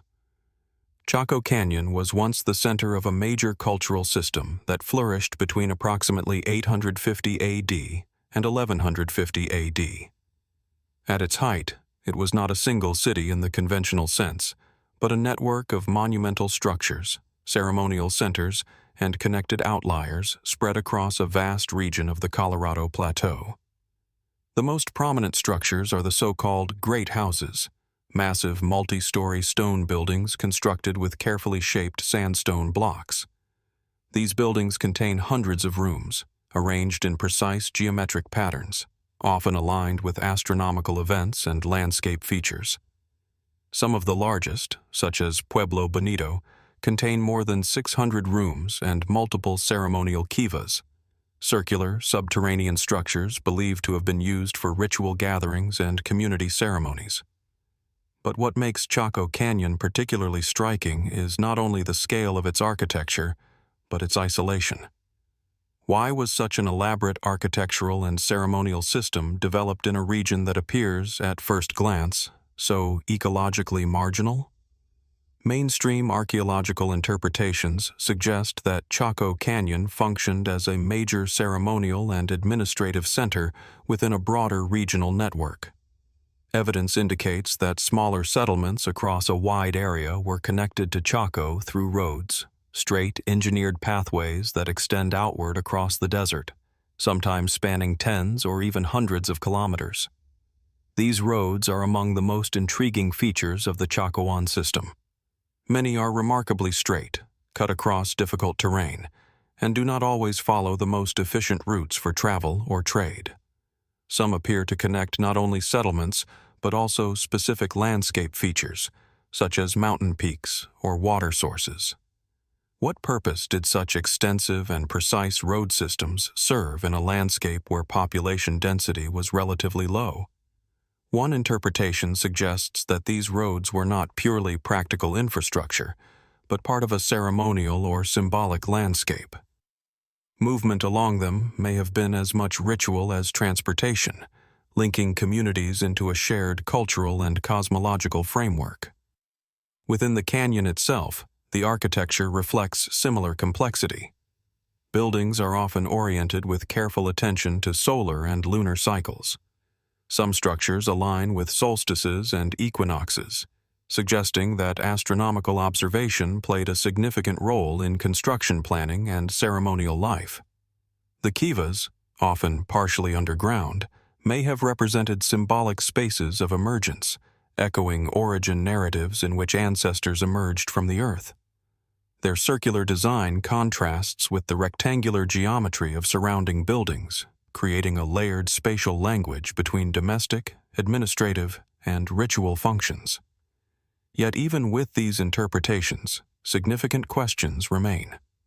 The construction of Chacoan great houses required immense labor investment. Thousands of sandstone blocks had to be quarried, shaped, transported, and assembled with careful precision. Timber used for roofing and construction was sourced from distant mountain ranges, requiring transport over long distances across arid terrain. How was such a coordinated system of construction and resource acquisition organized in an environment that demanded constant logistical planning? Mainstream explanations suggest that Chaco Canyon functioned as a centralized ceremonial hub supported by a network of outlying communities. These communities may have contributed labor, materials, and goods as part of a regional system of shared religious and political identity. In this view, Chaco was not a densely populated urban center, but a place of convergence, a location where dispersed populations gathered periodically for ritual, exchange, and social coordination. From the forest-wrapped ruins of Copán, where carved stone narratives still speak in fragments of dynastic memory, the journey shifts once more, this time leaving the humid valleys of Mesoamerica behind. The landscape opens outward, across deserts and high plateaus, where silence becomes wider, older, and more absolute. The thread of human settlement continues, but now it moves into a region defined not by dense forest or river valleys, but by vast emptiness and stone. Now the path leads into the high desert of what is today the southwestern United States. Here, in northern New Mexico, lies the Chaco Canyon complex. At first, the canyon appears stark and almost unforgiving. Red sandstone cliffs rise along a wide, arid basin carved by seasonal water flows. The sky feels larger here, uninterrupted by forest or modern structures, and the silence carries a different weight, one shaped by distance and time rather than absence alone. And yet, within this seemingly empty landscape, there exists one of the most remarkable concentrations of ancient architecture in North America. Chaco Canyon was once the center of a major cultural system that flourished between approximately 850 AD and 1150 AD. At its height, it was not a single city in the conventional sense, but a network of monumental structures, ceremonial centers, and connected outliers spread across a vast region of the Colorado Plateau. The most prominent structures are the so-called Great Houses, massive multi-story stone buildings constructed with carefully shaped sandstone blocks. These buildings contain hundreds of rooms, arranged in precise geometric patterns, often aligned with astronomical events and landscape features. Some of the largest, such as Pueblo Bonito, contain more than 600 rooms and multiple ceremonial kivas, circular, subterranean structures believed to have been used for ritual gatherings and community ceremonies. But what makes Chaco Canyon particularly striking is not only the scale of its architecture, but its isolation. Why was such an elaborate architectural and ceremonial system developed in a region that appears, at first glance, so ecologically marginal? Mainstream archaeological interpretations suggest that Chaco Canyon functioned as a major ceremonial and administrative center within a broader regional network. Evidence indicates that smaller settlements across a wide area were connected to Chaco through roads, straight engineered pathways that extend outward across the desert, sometimes spanning tens or even hundreds of kilometers. These roads are among the most intriguing features of the Chacoan system. Many are remarkably straight, cut across difficult terrain, and do not always follow the most efficient routes for travel or trade. Some appear to connect not only settlements, but also specific landscape features, such as mountain peaks or water sources. What purpose did such extensive and precise road systems serve in a landscape where population density was relatively low? One interpretation suggests that these roads were not purely practical infrastructure, but part of a ceremonial or symbolic landscape. Movement along them may have been as much ritual as transportation, linking communities into a shared cultural and cosmological framework. Within the canyon itself, the architecture reflects similar complexity. Buildings are often oriented with careful attention to solar and lunar cycles. Some structures align with solstices and equinoxes, suggesting that astronomical observation played a significant role in construction planning and ceremonial life. The kivas, often partially underground, may have represented symbolic spaces of emergence, echoing origin narratives in which ancestors emerged from the earth. Their circular design contrasts with the rectangular geometry of surrounding buildings, creating a layered spatial language between domestic, administrative, and ritual functions. Yet even with these interpretations, significant questions remain. The construction of Chacoan great houses required immense labor investment. Thousands of sandstone blocks had to be quarried, shaped, transported, and assembled with careful precision. Timber used for roofing and construction was sourced from distant mountain ranges, requiring transport over long distances across arid terrain. How was such a coordinated system of construction and resource acquisition organized in an environment that demanded constant logistical planning? Mainstream explanations suggest that Chaco Canyon functioned as a centralized ceremonial hub supported by a network of outlying communities. These communities may have contributed labor, materials, and goods as part of a regional system of shared religious and political identity. In this view, Chaco was not a densely populated urban center, but a place of convergence, a location where dispersed populations gathered periodically for ritual, exchange, and social coordination.